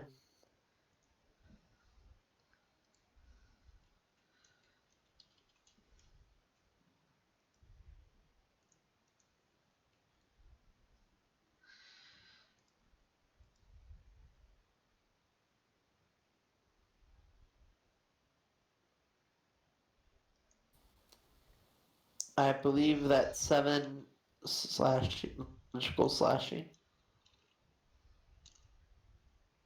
Oh, he stays down. Good job. And then with my movement, if I hear any others, I'll go towards them. Let's see.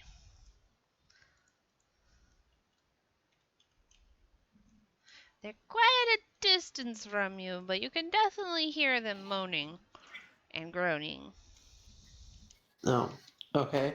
Well, if they're not going to come near, then I'm going to stay where. They don't currently seem to be coming near.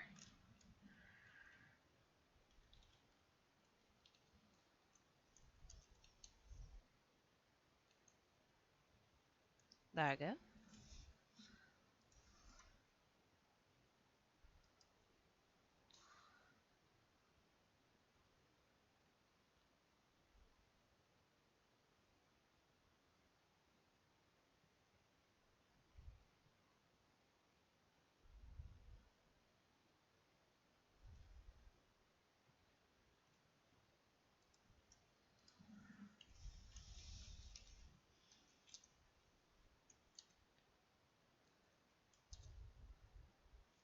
Val.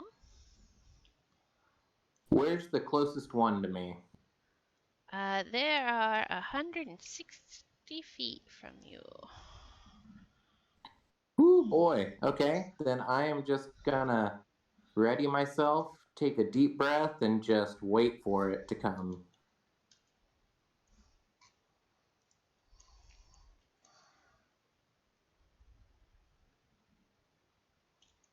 JR. I'd like to shoot number 2.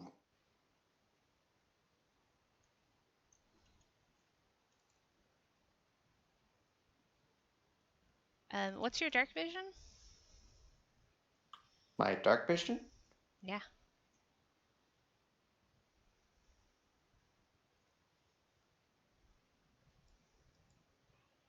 It's dark outside. Don't know if I have. Then you can't see them. I shoot at disadvantage. Yeah, you can't see them, so you can try, but you're not sure where you're shooting. You can try to hear it out, but just disadvantage. You got those cow eyes, big old pupils ready to see. Yeah. The only light you'll have is this campfire that's kind of burned down a bit since y'all are, what, 3 hours, 4, 5 hours into your rest? Yeah. And no one decided to add to it. I don't know. Val and Holland both had their rests. I don't know, that's what I'm saying. And nobody decided to add to it. Because I was literally waiting for it to be my turn so I could be like, I add wood to the fire. I was way too spooked to want to take my eyes off anything. I was looking around, holding myself, trying to be calm. This is Val on a normal basis, though. True. And I was very distracted. I mean, to be fair, I had been adding wood for quite some time. That makes one. Oh, no. It would have still been a strong fire whenever you were on watch. Yeah. Yeah. I But see you what went to you're saying. sleep. Okay, so yeah, that'll hit. I'll allow it. Which number did you say? 2. That's a good number.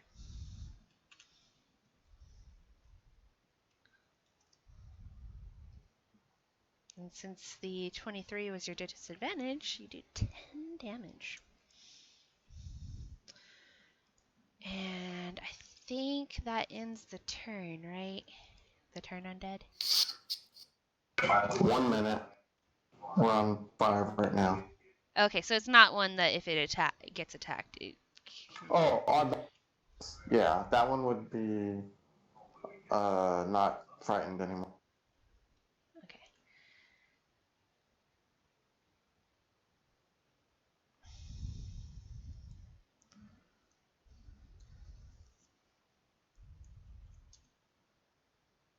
Holland. I would try and head a little closer, like 15, 20 feet towards the one that JR shot with Eldritch Blast, if I could have seen it or heard it. You saw a streak of energy. Oh, you know what? It's kind of getting late, guys.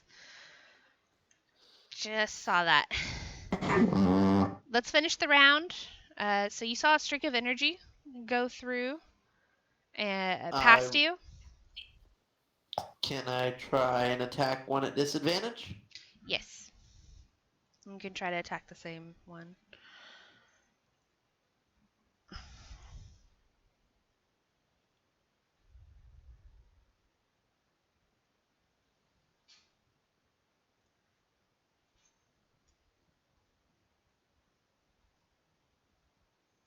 No.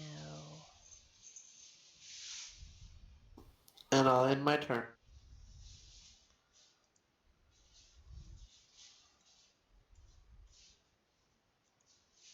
Largo? Oh, I thought you just wanted to finish the round. Oh, that was the end of the round. You're right. Thank you. I forgot you were at the top. Thank you. Okay, thanks for playing tonight, guys. Yeah. Y'all have a good night, guys. Have a Y'all good night. too. Bye. Y'all are the best.